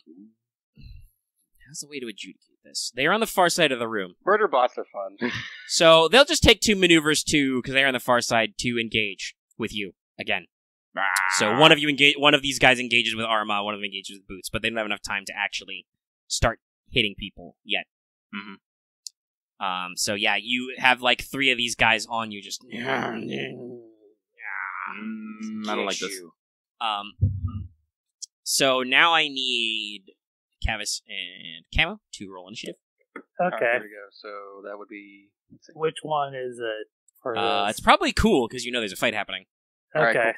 This is definitely my first... Okay, let's go. He did it again! Alright, 3 success. So that's up there. I need to work on Loth. getting... I need to work on getting rapid reaction. It's like... Oh, Yeah, damn. you have 4 successes. So I think that's the tippity top. Wow. Yeah. So now there's 4 PCs stacked over. Door 3 open NPCs. here. Yes, the door is open in front of you. Okay. It's probably short range down the hallway to the door, and then the room itself. It's probably medium range all the way to the front lobby or to the side door, if you guys are just going to leave. Aramaa just told Boots to reconvene, so... Fine. Who's acting first? Alright, so... Can I move to the T section to see the open door, so can I see Grinder from there? Oh, well, yeah, but that means you're going? Yes. Okay. I'd like to go first. Sure. Alright, yes, you can spend a maneuver to short to get back to the T-junction and see through the door. Grinder is currently at medium range from you, because he's all the way across the room inside. Yeah, which is fine. I can quick draw as a talent, so I can draw both my pistols. It's incidental. Okay. And since the other 2 like zombies are technically engaged with honestly, you probably can't see those guys at all unless you go in the room, because they're bunched up on your buddies who are standing inside the door. I'm just gonna dual shoot Grinder because Okay, you're gonna double shoot him. And as an incidental, I can spend 2 strain to not increase my difficulty for double shooting. Okay, fine. Take 2 strain. Oh, Boots, why Grinder did you have to body block Aramaa? I could have shot her up with some racking venom. Got some real fun times. What am I doing? I need allies and adversaries, I think, because I want to check what the first defense number is, whether that's melee or ranged. Because I don't know. I got Clanker Killer for this, so it's gonna hit. Melee, okay. It's melee defense. He has 1. Alright, cool. Alright, so he has no defense. It is medium range, so it's an average check. He does have adversary 1, so you upgrade it once. Okay. You do not increase the difficulty because you suffer 2 strain, and that's it. Basically, roll them. Yeah, and before I roll, I'm adding success, so like I'm taking one of the boost die from accurate, so I only get 1. You get +1 success. Got it.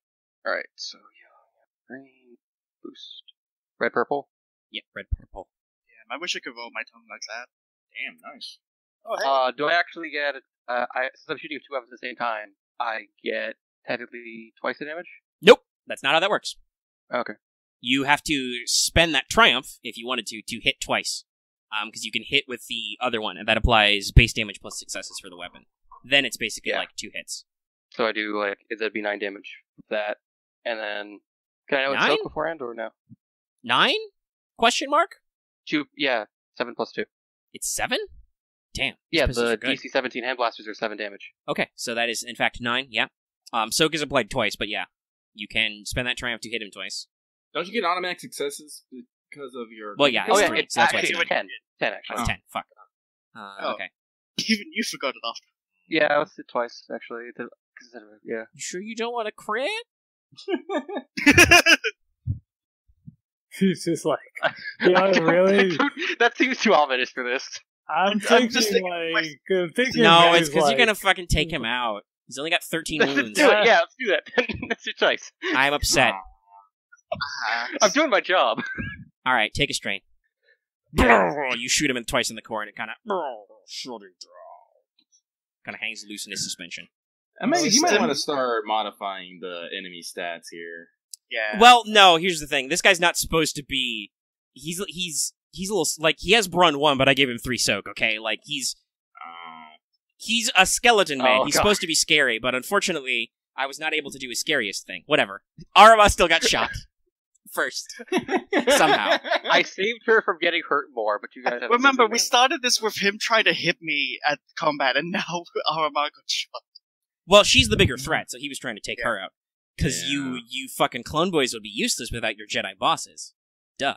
So, before we continue on, systems failing, Master. No, that's not how he sounds. He's just So, Lucky, you're welcome. I saved your ass.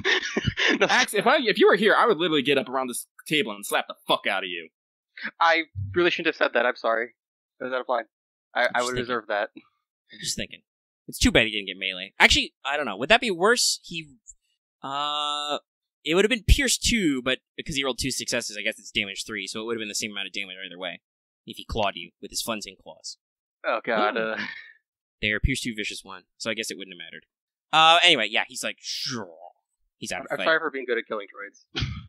Yeah, Kangaroo does the good work. Holy shit. Anyway. Well, and also he rolled the triumph so he could double hit, so. Yeah. Well, I guess that's what you shoot 2 guns for, I guess.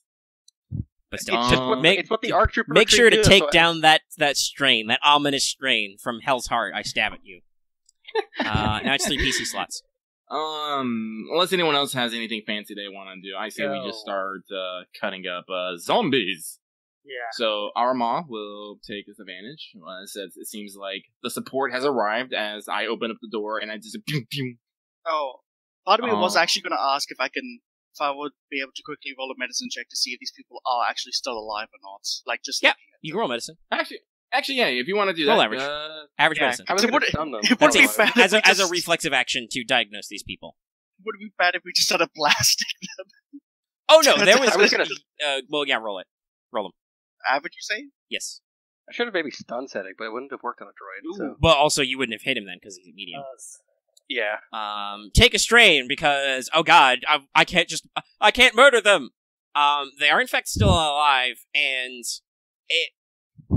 based on your quick assessment, you think that maybe these people they're just drugged up. Like you probably want to like knock them out and put them into a hospital for testing because you don't know if this is like permanent damage to whatever it is because they seem really out of it. And in fact, in the absence of a clear leader figure, they're kind of like, they're getting even more freaky. Start foaming at the mouth, like, oh dear god. I guess I'll play it up that the strain will also just be Boots exclaiming loudly as he was just about to pull out his gun. Is like, oh god, no, they're still alive. Oh, that's solid. They're still alive. All right. You know, well, that was a reflex. So, Aramaa, you would like to go next? Aramaa will now, I guess, considering that they are still alive and they are merely victims. Punch them? No, I have influence. I can literally just strain them until they No, go she's down. just gonna pop out her force stun. Wow! Okay, go. Force So concussion grenade. Aramaa will just hold out her hand and just Mind be language. sleep. I cast sleep. I cast I roll sleep. 8 hit dice. 8 hit dice. Yeah. Wow. Okay. Oh, hey! The do, best well, result! Well, real talk, that doesn't do as much as you got. That only inflicts 4 strain on one minion group, so... Aw. On one minion. Yeah. Well, it ignores soak, I'm pretty sure, but Yeah. unfortunately they do have 5 wounds. So Aw. one of them looks a little dizzy, but Aw. doesn't quite pass out. Okay. Yeah, I can't do anything. Sleep. Good roll Good though. try. Damn. Yeah. Yeah, pretty that was like pretty great. Like I said, once I get the strength upgrade, that would turn into 8 strain. Oh damn. Yeah. That will Okay. actually start taking people out. No. And I Oh, don't have the magnitude Well, upgrade you yet. still So I have, can't I afford it. think, cover whatever else you have can do. Well, that was your if- action, so you still have a maneuver. If you wanted to get your Oh. lightsaber out so you can use it defensively, that might be good. Yeah, I'll pull out my lightsaber and you know what, fuck it. I'll suffer 2 strain so I can get another maneuver and do a guarded stance. Okay. So that increases. Well- Whoever the other shooty guy is to go after me. Go before me. Okay. I won't be shooting this time, though. Guarded, because as- but to double check, guarded But is do you just have what, a- like Or It one just black adds on one combat defense. checks or melee checks. Yeah. I think. Got it. Okay. Yeah. go I will for just- your stun stuff. Oh, wait, that's right, yeah. The thing has a stun setting. What am I doing? Yeah, that's what I'm saying. I will probably end up taking the penalty for firing it in engage, though, if I remember that. I mean, it's stun setting. I'm not that worried. Yeah. No, he's engaged with them. They're on him. Yeah, Oh, yeah. they, Okay. are, they are on me. So I guess, take the maneuver to actually it's- pull it out, because I don't have Yep. the sling. You don't have I said quick I draw. have a sling, but You don't have a You tactical don't have swing. it's not tactical. yes. All right, you pull it out. It takes 1 maneuver. Stun setting is free. Fire. All right, Okay, that's a ranged heavy weapon you're using, so it's the difficulty Yes. increases twice. So it is a hard ranged heavy check because they don't have anything. Well, okay, they do have an ability called Feel No Pain, which means that the crit rating of any weapons targeting them is increased by 1, but that doesn't matter because you're trying to stun. Well, And- actually, I guess it yeah. could, because you could stun them to take a minion out with a crit. So keep that in mind. Never Oh, mind. Jesus Christ! Oh god, what? Pew, pew, you fire stun blast into the ceiling as one of them like grabs your gun. You wanna do something with those advantages, buddy? Failure. That's so many failures. It's a lot of failure, bud. So for the audience at home, all 3 dice, difficulty dice, came up double failure. So he And I ends go, up with what 5 failures and 3 advantage. So what do you Okay. want to do? Well, With 2, I believe you can take a free maneuver. You could disengage. okay, I'll disengage, and if I can use that one to boost the next person's Okay, sure. Okay. check. That's me. I'm holding them off. All right, Kavis, it's Okay. use. Right, I'm still at short because I'm No, still... you're outside and around the corner. Okay, outside around Camo the ran. corner. Yeah, Camo sprinted up and took a maneuver to run up and fired inside. Okay. So I will tell you, so- it will take you 2 maneuvers to basically get in the room. Okay. I'll do that then. All right. Are Well, you quick downgrading an drawing action, or my are you taking 2 trees. strain? I'm going to take 2 strain. Strain train. I'll be quick drawing the training stick. All right. Honestly, well, yeah, you have quick draw, so it doesn't matter. But yeah, you probably don't need to spend anything to ready it because it's a stick you just had out. Your walking stick. All right. Okay. Technically, I don't think you're engaged with anybody though. Is the thing because you have to take a maneuver and you can't. That's the thing. You guys can't out. There's guys who are outside. You can't see the zombies from outside, so you have to like get into the room and like look around. Right. All right. So even though I'm at the door, I can't really do anything. Well, you're through the door, honestly, but yeah, it's just like Okay. you couldn't see them to engage with them with that movement, so you you've moved twice, so you can't engage. Okay, let's see. all right. Here. Still have a move then, or is that a maneuver? Force move? If you wanted to throw shit at people, keep Well, in I mind don't that's want wounds. to kill the.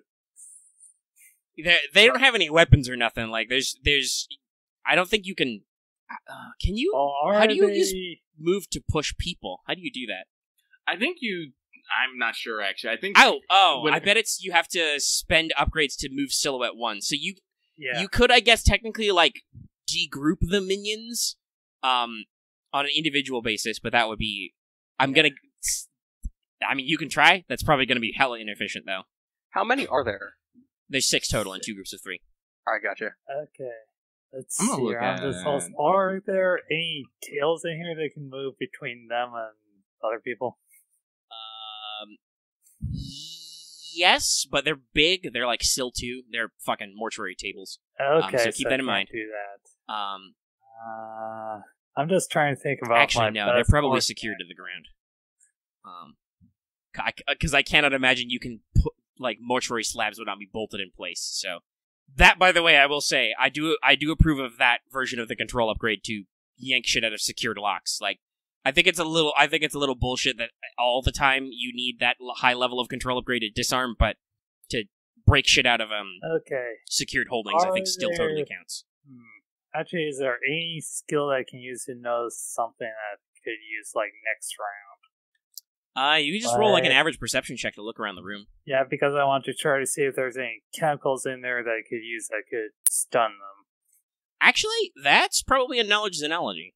Or medicine. Okay. You want to make a medicine check? I'll try a medicine check. Alright, making an average check. Actually, no, make this hard, because this is harder. Okay.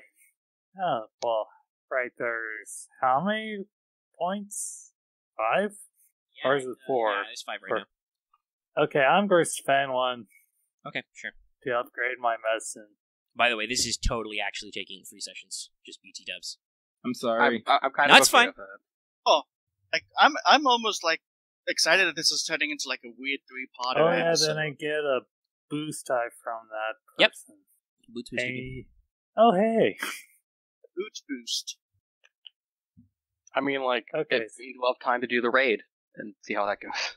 Well, now that's a success and an advantage. I now have a thing to ask you off mic about like how long you thought it would take us to do this and stuff. We'll see. There's no thought. There's just it is what it is. Yeah. Honestly, your wasted time. Well, some of it's just because you guys get me talking in character, but some of it was just like your extra amounts of shenaniganery and wandering around probably made this take longer because you were cautious. Yeah. Yeah, we didn't go in big dick swinging. No, like, I mean, no, like Aramaa probably would have got conflict if she tried, or Kavis too, if she tried a big dick swing, but that certainly would have got us to this fight a lot sooner. Yeah, but it's just like, well. Similarly, you guys were really. That's probably a better question for out of character because we're already like 3.5 hours. But like, you guys were really scared, nervous about the offshore club, which definitely ate like at least 10 minutes in there somewhere, if not more. I can understand that. Right. So you rolled success advantage. Yes, it would take another maneuver for you to get over there and probably like an action to mix them, but you could probably pour some of the embalming chemicals and make a pseudo smoke bomb or well, you could definitely make a Molotov or something. They're definitely flammable, but you want stunning. You could probably make something like anesthetic or nauseating, right? And do basically something that'll do stun damage. Okay. If you wanted to, but that'll require you have to maneuver to get over to the tables, and you'd have to spend an action to get them, to mix them. Yeah. But alright, that's use. So now 2 NPCs go. Hold on, I'm typing an angry post. Oh, who's getting the angry What's happening now? It's something unfortunate. Somebody's being dumb about L5R printing more schools than the ones in the core book. Where? Fortunate stuff. Probably on TG. But he does not go on. I just browse TG and occasionally D because I'm a degenerate. Boom. Oh well, yeah. I guess I should have communicated to you that it's not that big. It's literally one building. Yeah. Oh yeah. Well, it's just the idea of like this weird club is doing some shit in the city. We're like, oh, that's gonna take some effort. Anyway, let's keep moving. So PCs. We'll go with because they're already engaged with Aramaa. We'll go with that first. They'll take. No, let's keep it simple. They're in a frenzy. They're too frenzied to aim. They'll just try and scratch, claw, punch, slap. Literally, their melee attack is called Frenzy. Terrifying. As they will just try and beat down on you. You've already done a fear check for this, at least, so. Mm-hmm. Okay, there's 3 of you. You do have Brawl, and you have Brawn 3. Great. Oh, they got that drug they strength. seem some more dangerous than the robot, or probably not, though. Melee-wise, yes, because he only had Brawn 1. But he had other tricks, like he had drug injectors and his acid jet and shit. Yeah, he was more scary. These guys are a problem because you are holding back, and they are not. The problems of morality. Yes. The thing that Jedi always... Actually, yeah, that's a good question. Because Kavis now we doesn't see them. Kavis, you do see them, so make me an average fear check while I figure this roll out. Yeah, a dangerous, aggressive creature, a credible threat to one's safety. And no upgrades, because it's not, really scary. I just found something. I'll wait till we finish before... Wow. So you take 2 conflict. Okay. Because you failed. But I have 2 advantage now. Yes, which you can spend... Just 2 advantage to... boost, I think. Yeah, add fear boosts check. to your next fear check if you have to make one. That's okay. So you bank a couple boost die if you ever make a fear check again. It's engaged, so it's DD.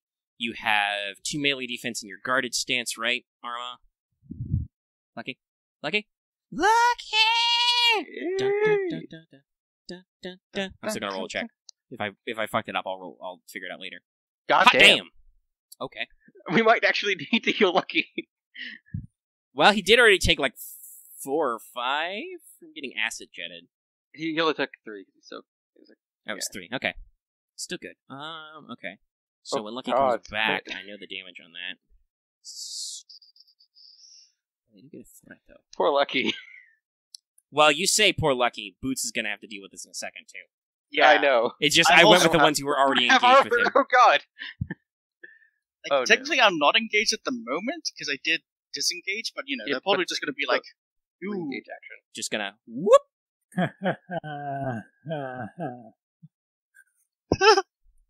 I think you could have that one strain, that one thing. To, yeah, I think that's probably because the other one is a narrative one. It's probably going to be the one that was already stunned basically passes out. Yeah. But Lucky will probably want to parry. Yes. Probably. We'll wait till he comes back. Very much. Because that'll be 6? I think that's 6. Because their base damage is 4. So yeah, it's going to be 6 damage. If we're waiting for Lucky and the recording may be closed, I've got this to show you guys. The recording is not closed, but you can go and share me. It's fine. Actually, hold on. Here. Oh, Lucky's here. Okay. That's a pretty funny image. Luxter, you take 6 damage before soak. Oh, that's a lot of pain, but luckily I have soak 4. Do you want to parry? Or do you want to just take the 2 wounds? I'll parry, actually. That'll okay. Actually just swap out my damage for strain, honestly. Alright, and I will spend the triumph to... Well, I could spend it to crit, and that's probably smarter, because they have a crit rating of 5, and they're never ever going to roll that many dice. I prefer to activate the knockdown quality. So, you're parrying, but they catch you off balance, and they take you to the ground. How zombie film?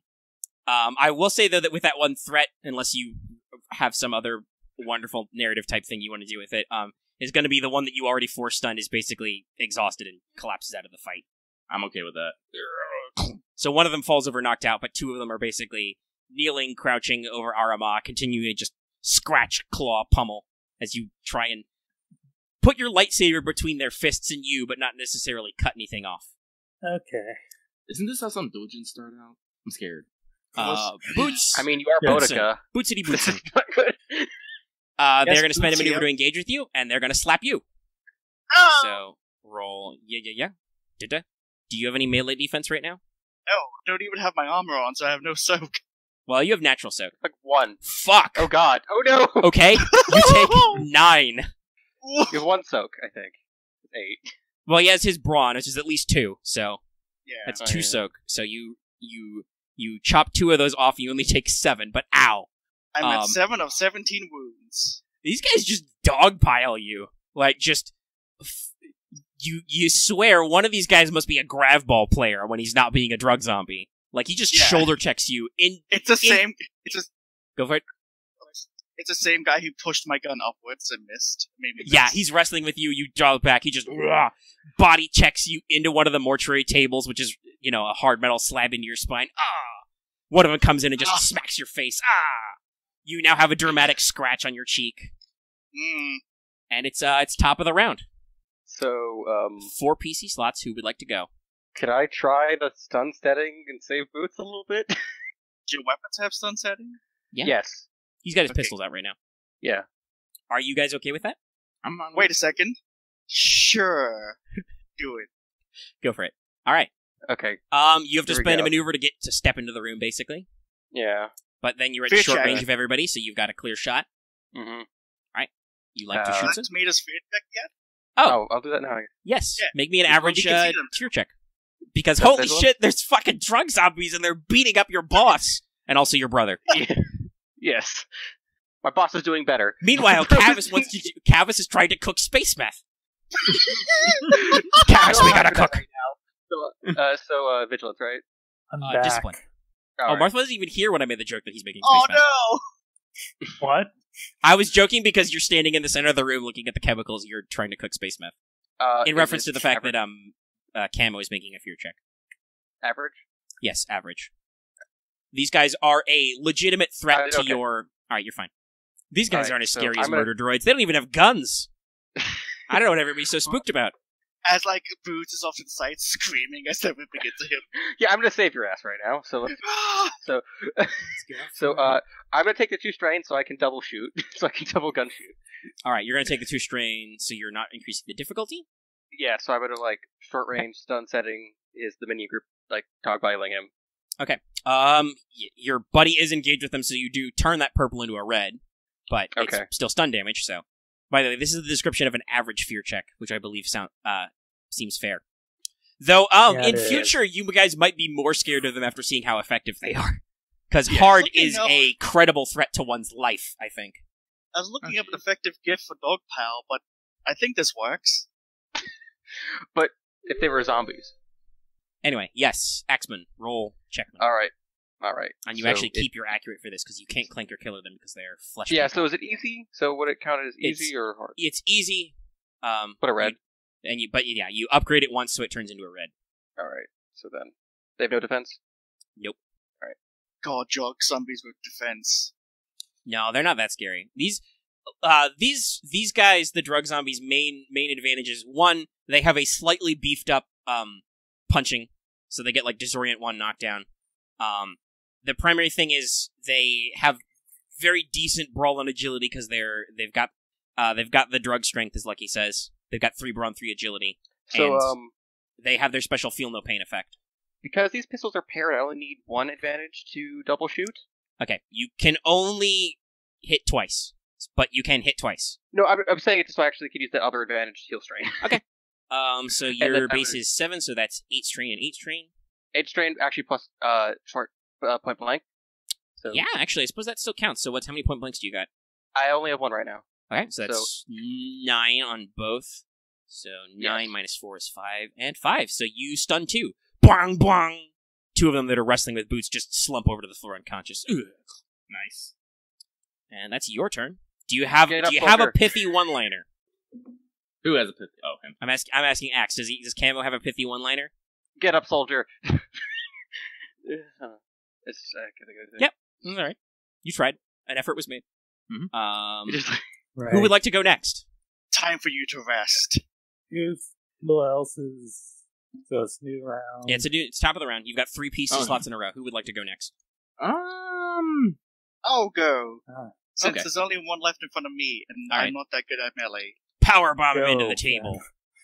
You know what? Yeah, sure. Since you said it that way. All right, cool. What do I have to roll? That's a brawl check, Oh, good. and it's average to just hit him. Just put the And stun setting keep on in your mind, die. you can stun setting with your fists, so you can Yep, do stun damage. It was attempting to do sun damage as I try to plow them through this. Well, yeah, I'm just Let's assuming go. you're going to just fucking suplex him. Hey! What's your brawn? 2.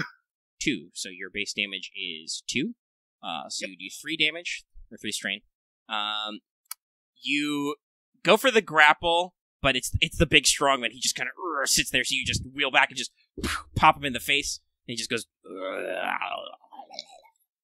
spits out a couple of his teeth. This guy has Wow, okay. 1 strain wound left, BT Duffs. Literally That's 1. okay. The clones will take one group, the Jedi will take the other group of zombies. All right, well, Kavis, you want to... Actually, that was on your action boost. Do you want to do anything else? Actually, you could have aimed. You wanna... I could have. You want to roll blue die there? Am I allowed to retroactively do that? I do want this to be over. I'm getting kind of hungry, so yeah, sure. Go ahead and roll a blue die to see what happened. It's hey, over. you got it. So you do in fact go. You punch him once, and then you go for the, up you go, and you just flip him up from the top rope and just power bomb him into the mortuary slab. He passes out. Moonsault! Soldier. All and right. It's a knockout soldier. My God, he's broken in half. By God, he's been broken in half. That's the correct voice I need for this setting. All right. It was me, Austin. It was me all along. No, I'll save that for later. All right. That man is very unconscious. They are all unconscious on the floor. Kavis, you're going. Because you said you wanted to go. Okay. So you get first dibs. There's still one? There's still one. They are engaged with Aramaa, who is on the ground. Okay, I'm going Technically, to... there's two of them, but, one group. I guess I'll move to take care of the ones going after Aramaa. All right, you will engage with them? Yeah. Basically? Okay, you're engaged. They are not technically prone, so no advantage you'd use or boost Yeah, I you'd know use. that. I'm going to then use my train stick and whack them. Alright. I'll take 2 strain to aim then. Sure, go for it. It's average, they don't Okay. have any defense or nothing. He's gonna go for a power slam. And this is average, okay. Ha! Aw. Seriously? Well, that happened. You go for the horizontal sweep, just right across the heads, and they duck down because they're trying to maul Aramaa, and you just whoosh. You do smash some glass beakers, though, so you can feel better. Smash. Glass peppers onto the floor. Oh no, Aramaa, you've got glass in your... No. So that was all used, so it's only Aramaa left. Alright, so I got 2 on me. Are they both uninjured, I assume? Or Yeah, they're fine. unfazed? Yeah, I'm phased. I think you should get up first. Well, I got jump up. I can do that as an incidental. Yeah. So you're gonna fucking Ukemi roll? Yep. Nice. I'm a little miffed. They're just slapping me the fuck out of me. I'm gonna Punch him! Punch him! yeah, I'm just gonna punch him. I'm gonna fight him. Alright, make me an average brawl check. I was gonna make a joke about non-lethally lightsaber-ing, but that's not gonna work. There's no such thing as a non-lethal lightsaber unless there's a non-lethal crystal, which there are. Well, there's the damping emitter, which I lets do you want that, dial but- down your lightsaber to stun mode. But yeah, it's still that's a thing. For minions, just fucking slugging it out with them means that no, they're gonna be dead. They're gonna be super dead if Number you one- lightsaber them. Set lightsabers to stun. I mean, or just, I guess, to me, it's like just hitting them with the handle. But yeah. Wow. Oh. Well, this is what happens when you try to roll on untrained check. Sometimes it does come back around and actually fail. You can heal a strain. Yes, You can you feel have- better about yourself. Yeah. I feel better about myself because I'm totally buying the fucking Force Enhanced Brawl. You're gonna need enhance everything. I mean, it makes sense. As we discussed earlier, that enhance is technically the force power that her master is best at. He has 2 upgrades in it. Now they're both for piloting, but he does also natively have brawl too. So he can teach you how to fist fight. Aramaa, I heard you tried to punch some motherfuckers and didn't go so well. Would you care to step into the ring? I'll teach you how to box. Let me show you the way of the passive fist. Oh no, this is gonna be a super aggressive fist. I say shockbox Aramaa soon. It's like... Dodge! Alright, yeah. Alright, so you whiff. I would. You technically still have some maneuvers left. If you wanted to break and skedaddle, but that would abandon Kavis to his fate to be slapped by zombies. Yeah. Nah, I'll just go into a guarded stance. Alright, Wait. you'll guard. Yeah. Okay. You You really need Circle of Shelter, Chief. Okay, not now it's the It's one them. NPC It's the group. one NPC slot. Can be on, like, as much as I'd love to spread the love to Kavis, he hasn't actually hit them, nor are these guys smart enough to realize that Aramaa is a harder target. Yeah. They are high as a kite right now. So, they will just try and hit her. They're down 1, so they Okay. only roll 2 upgrades, difficulty, then Give me some 3 threat. setback, Give me some right? threat. Yes. Yeah. Oh, boy! Hey, I might just knock okay. them- What do you want to do with those threats? I don't need a free maneuver. I can You tell can you make that. them off go the bat. prone, fall on their butts, and then Kavis can just slap him with a stick. Yeah, let's. But isn't that only 2, or is that 3? That's 3. 3 is prone. 3 and have them take a strain. Okay. They fall. They trip over the. You stick out your foot as they go by, and they trip over you, and they fall on the floor. Okay. One smacks their head on something. Does that mean that they're not technically engaged with her anymore? No, they are. They're still engaged, but they're prone. So they would also get cover then. So let Kavis go and hit him. I want to slam these guys again. All right, you're just gonna smack them while they're down. I'm going to double aim. Okay. And you also get a boost die because they're prone, and you're making a melee attack. So go for it. It goes in the direction.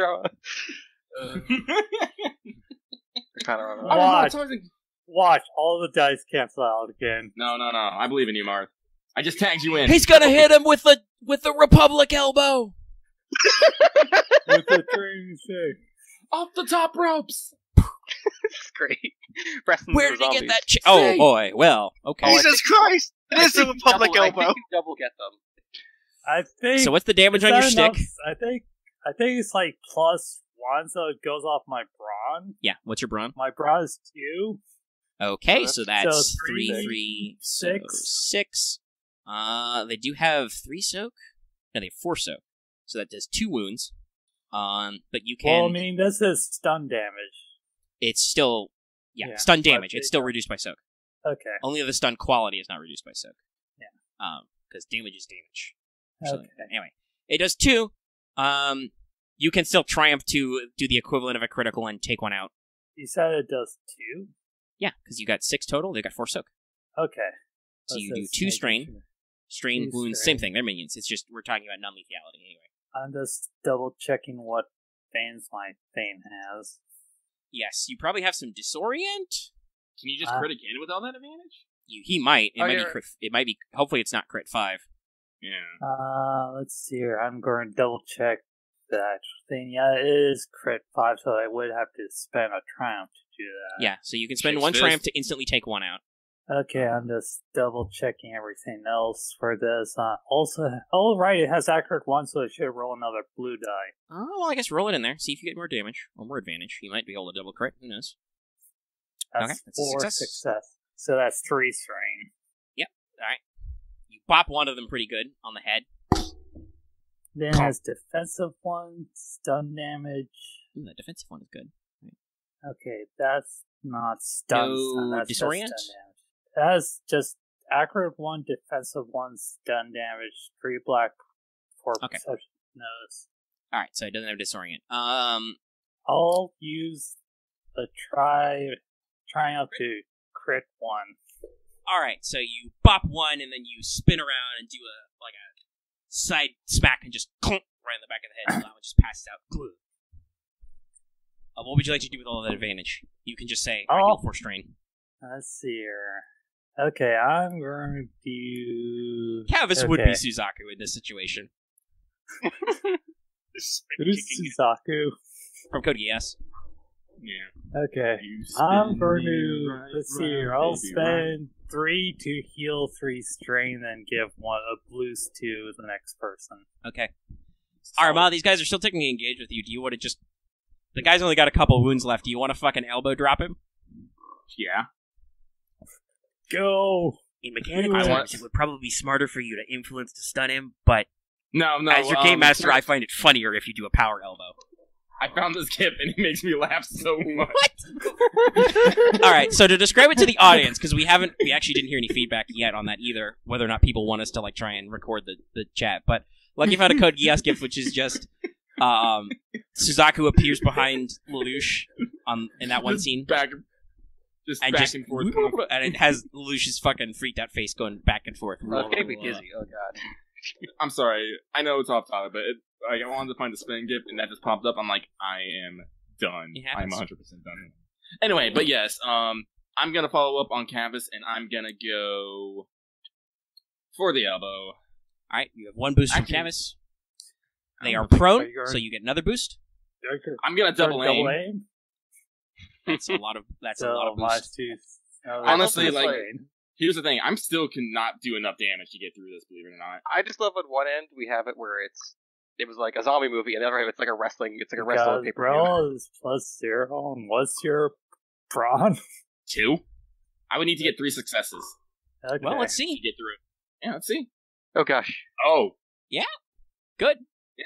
Can we just heal all that strain? Wait, no, no. I did that wrong. I didn't put in the fucking difficulty.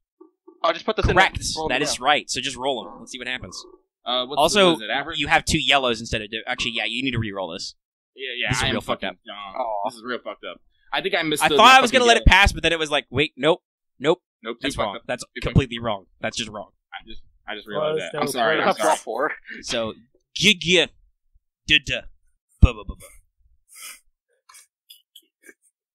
Can you crank up your fist? Yes, it's crit 5, but you rolled enough fucking advantage. Just crit them. Yeah, I'll crit them. Alright, I'll you go just for- power drop onto his back. Bonk. I do a Jedi bomb. Jedi bomb! Falls up with a swing of Is that a Kavis. Is that a reference? Alright. Wheel Dragon! That's Wait, a 1%er. What is that a reference to? Well, so Xavier Woods, who's an actual professional wrestler, went on Rooster Teeth's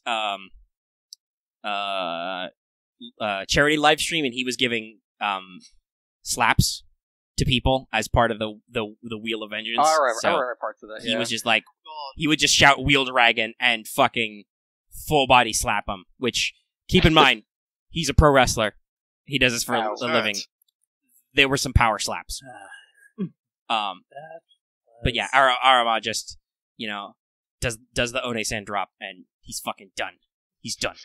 Would you guys all like to heal strain? Yes. I think you'd like to heal Yes. strain. Roll some dice. Oh Roll gosh. heal strain, man. At this point, Captain Shark and like 5 clones bust into the room, and they're like, guns everywhere. Oh, you took care of it. Cool. 6. Yeah, damn. I will I heal tell all them, my strain. as Aramaa lays on the ground, breathing hard, she'll just say, cuff him. Wait, Nice, didn't you nice, like- stand up? Book him, Yeah, no, clown. but I Powerbomb, fucking... nice, like- powerbomb. Alright. Okay. Yeah, so Captain Shark goes, book him, lads. Cuffing all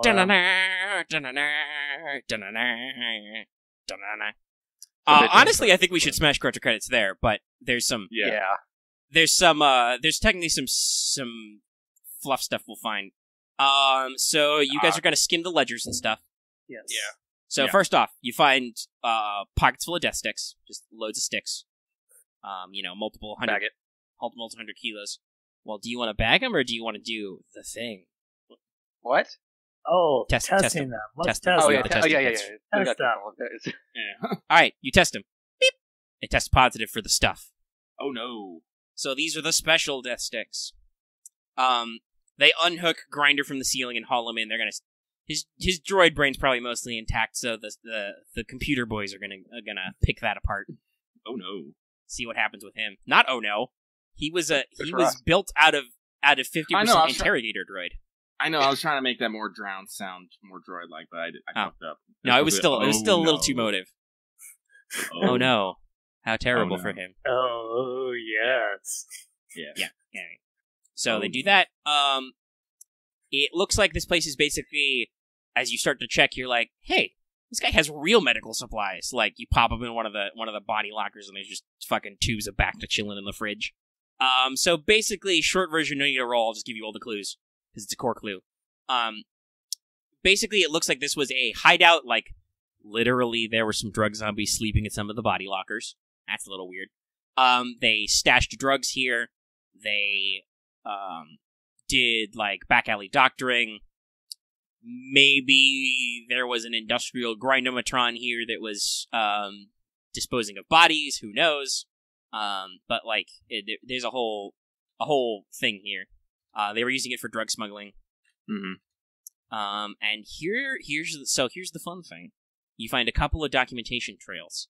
One, when you check up you get into the safe or whatever, because I'm assuming you're not being subtle now, so it's like, oh, Yeah. lockbox? Let me open that. Zoom. Meanwhile, Camo's just going, oh. Don't worry, Camo. We'll put lockpicks, the lockpick kit on your life day list. Aw, that actually would be nice. I'm actually looking for life day. Camo, you got me a lockpick set. It's just what I wanted. That's cute. Actually, no, it would be something like, who the fuck is Space Sand? It's probably like Master Yoda in a red robe. Whoa. And for good little boys, give you lockpick. But yeah, so you just pop it open. So you check the deed. So this is owned by a shell company, which is registered to Bogdan, which is a moon, a moon of Bogdan, which is where you thought that ritual knife came from. Yeah, that. Okay. More connections to that. And you also find that there's a lot of you source that same company. It appears that they're connected to Bexley greenhouses. Dun-dun. It doesn't end. The other place we have to check Then out. we go Well, yeah, that's up. why I said that this is 3 parts. This is just a node. It looks like what you're looking at, that Offshore Club is also a node. Like, that's a point of sale. This is the point of storage. And so the point of manufactory, prep, whatever, is probably the greenhouse. Where's the point of command? Where's the command post? If there is one. It might be off-world, honestly, but It probably isn't Bogdan. No. It could be off-world, but at least you'd have a local point of command. It's not here. It could be the greenhouse. You don't know. I feel like what we're going to do is we're going to have to go to the club to go check out for about the missing person. Well, I honestly, can tell you right now, the club is mostly a minor point. You guys have made a much bigger deal of the club than the club is, and you can tell that from the documents. That's important. There are probably some missing people there. It's kind of a shitty place. They might be involved in human trafficking. So you probably want to shut their ass down, but they're not going to give you any new leads. Yeah, no, Okay, I got that feeling. probably- No, what we're going to do is we're really going to sting it, just overrunning with bodies, find everybody, and be like, all right, move on to the next point. We're going to expedite. We're going to make sure we find the fiance or anything. Yeah, we're going to expedite. Next time, I that assume you're going to want to shenanigans the greenhouses. Yeah. Yes. So you guys are always hard up for cash. Depending on how you're willing to do it. So let me no, Polly with 1 L. Hoi! 8.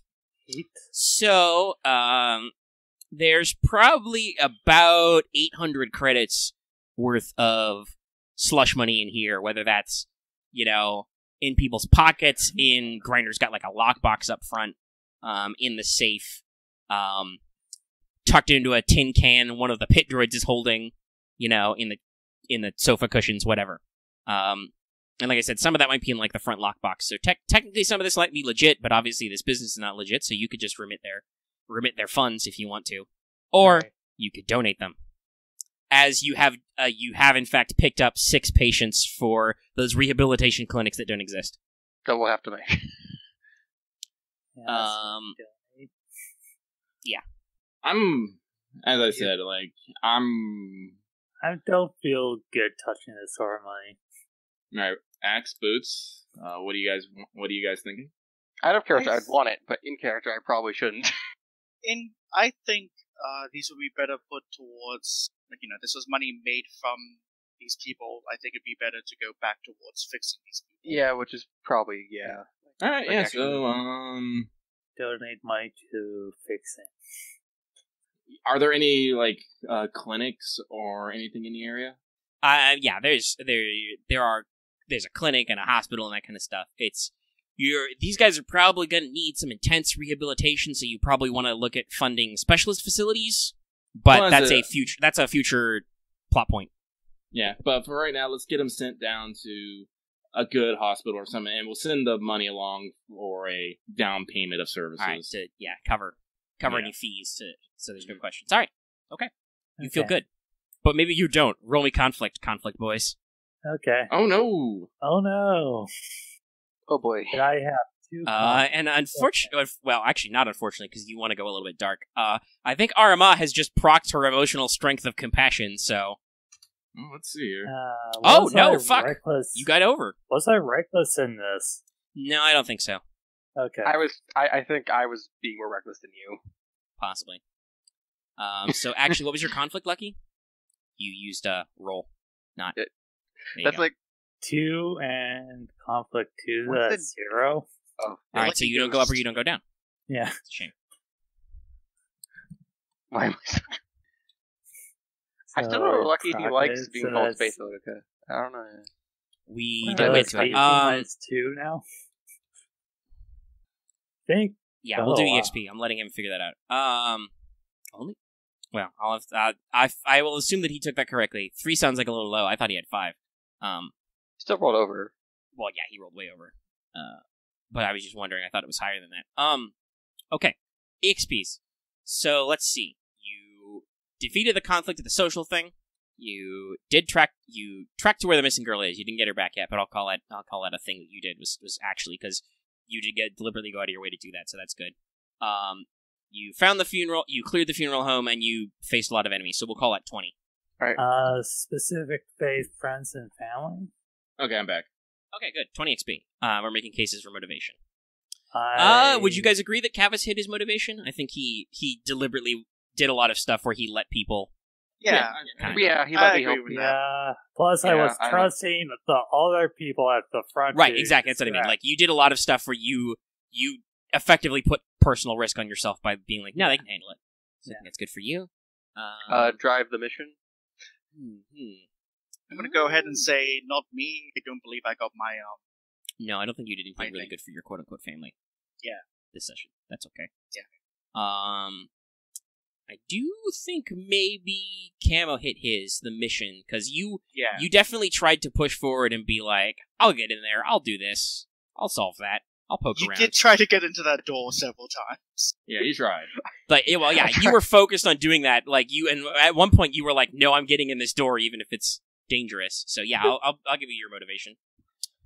People are counting on me? Nothing jumps to mind, but I'm also not thinking you definitely did not do it. What you got in mind? As I said, I went out of my way to make sure I went looking for the fiancé. Oh, yeah, that's right. Yes, definitely. That also went into your EXP calculations. Yeah, that's right. You deliberately went out of your way to be like, no, that dude's trusting me to do this. I'll make sure I get the lead. Yeah. Even though you know now that if you had just done your business, you would have found her anyway. Yeah. But still, as I said, try not to make assumptions. No, but that's why it's good for extra motivational XP. You technically hindered yourself by spending time doing something else to get the subplot done and feel good about yourself. By the way, for as seductive as the dark side is supposed to be, they make it real pain in the ass to actually make you want to use it. Jesus. Well, also, I wanted to double. Now that you're back, I wanted to double check. Are you sure it's 3? I thought you picked up 5 because you started with 1. You used at least 2 conflict pips once. Didn't you do this again? No, I only used the dark side once. I only picked up 2 extra conflict this session. Only during the social encounter? Damn, okay. Yeah, that's it. I could have sworn that came back up again. Oh well. Well, I'm trying to make you roll for your checks, okay? Well, I know, but here's the thing, with using dark side pips, you have to flip, take 2 conflict, and you have to take strain, and you have to flip a dark side put. I'm all like, for something so seductive, I have to go through a lot of steps. Yeah, but that's flipping a destiny point's nothing. You had 9 of those or whatever. You had 11 billion. The flip and strain rule is from the normal play without conflict, so it's like you tap into a little something, and if you were a Darksider, you wouldn't take strain to do it, right? Yeah. Because you're using something that's not your nature. And yeah, it really depends. Like, it's just, generally the game allows you to play a dark side character. It doesn't really, I think, want you to be dark, quote unquote. I would like to be like a dark side force sensitive, but. That's totally playable. I'm just saying the natural progression of the rules is not necessarily to push you towards. And also, like we've said this before, it's the conflict system is really better geared towards a Force and Destiny Dark Times game where, like, you might have to struggle to survive. Yeah. And the problem is, Lucky, is that you really are that good, though, right? Like, you're like, fuck, I want to donate this money. I want to turn these guys legit. Like, there are opportunities where you totally could be like, well, I could make some money on the sly, or I could just take this for myself. But you don't really do those things. So, yes, you are actually a goody two-shoes. Like, I'm the shifty one. I'm, like, the more shifty one, but, like, you're my commanding officer, so, like, it's whatever. Well, and you probably wouldn't be that shifty anyway. No, I'm just, like, I don't know. I guess Aramaa is definitely willing to deal with unsavory types. And it's definitely, and who knows? Maybe I can work that into more distinct moral choices rather than just vague vague opportunities to work with underground people. But we'll work on that as it goes on. Yeah, okay. Anyway. I think we did a lot of good work. It's like we kind of took some time, but we got through everything. All right, so there's one more session worth of this. Yeah. Yeah, but Omega, before you, it is taking a while, like this plot thread, but I will say I am having fun with it. Well, I'm glad. I put a lot of work into it. I was kind of probably expecting this would take 2. 3 is a little much, but we have actually. You guys have been doing the classic video game open world thing of being like, no, but I want to poke all the clues and talk to all the people first. Yeah. Gotta hug all those walls to see what we find. That's what we were doing in that laboratory places that we shouldn't have. Well, as I said, like, we're not gonna focus on the club. We're literally gonna be like, hey, how many boys do we have ready for this? Get them all. All of them. Check everyone. Check. Yeah. Raid the club and then immediately go to the greenhouses. Well, yeah, that's probably just how we'll open the session on the raid, like, or the aftermath of the raid. Well, probably we're gonna do the raid because you know what this means, Axe? We get to wear our armor again. Oh my god, we could probably put our armor on because we could just also go raid the greenhouse. I finally have a bit more deep soak. Oh yeah, and remember this is still the same thing. So actually, wait, Lucky, I just realized this is still the same mission. Do you even want to roll your conflict, or do you want to just keep going? No, I'll keep going. Fuck it. Yeah, let's just keep. This is still the same story. Oh, in which have, case, like, Lucky, how many wounds did you take? Huh? Yeah, just keep. Did you Well, I take mean, any wounds? just keep your conflict at 2. Keep the Kavis. 2. No, we're not resolved yet. I'm still at 3 wounds. Oh, okay, just check. Loth, how bad are you? I only got hit. Sorry. Because I only got whacked by the acid, and that didn't hurt much. And when I got hit with the flailing, I was able to parry the soak and the parry. Was able to save me. Okay, I might end up spending a stim pack on myself then. Sure, I am currently at 7. So I'm going to spend my XP to get my 2nd level of Clanker Killer. All right, so then let me wrap up. This thing's like been a million years. We're over 4 hours. Okay. I'm really sorry. Wait, don't be sorry about that. Just I'm trying to wrap up the recording. So let me do that. So okay, got all the stuff out of the way. So yeah, I'll just say then that I guess don't forget to like, comment, subscribe on YouTube. It'll make us pretty hungry. He's gonna go now. Thanks so much for tuning in. I think I still want to call this one Live and Let Die because you actually fought the zombies.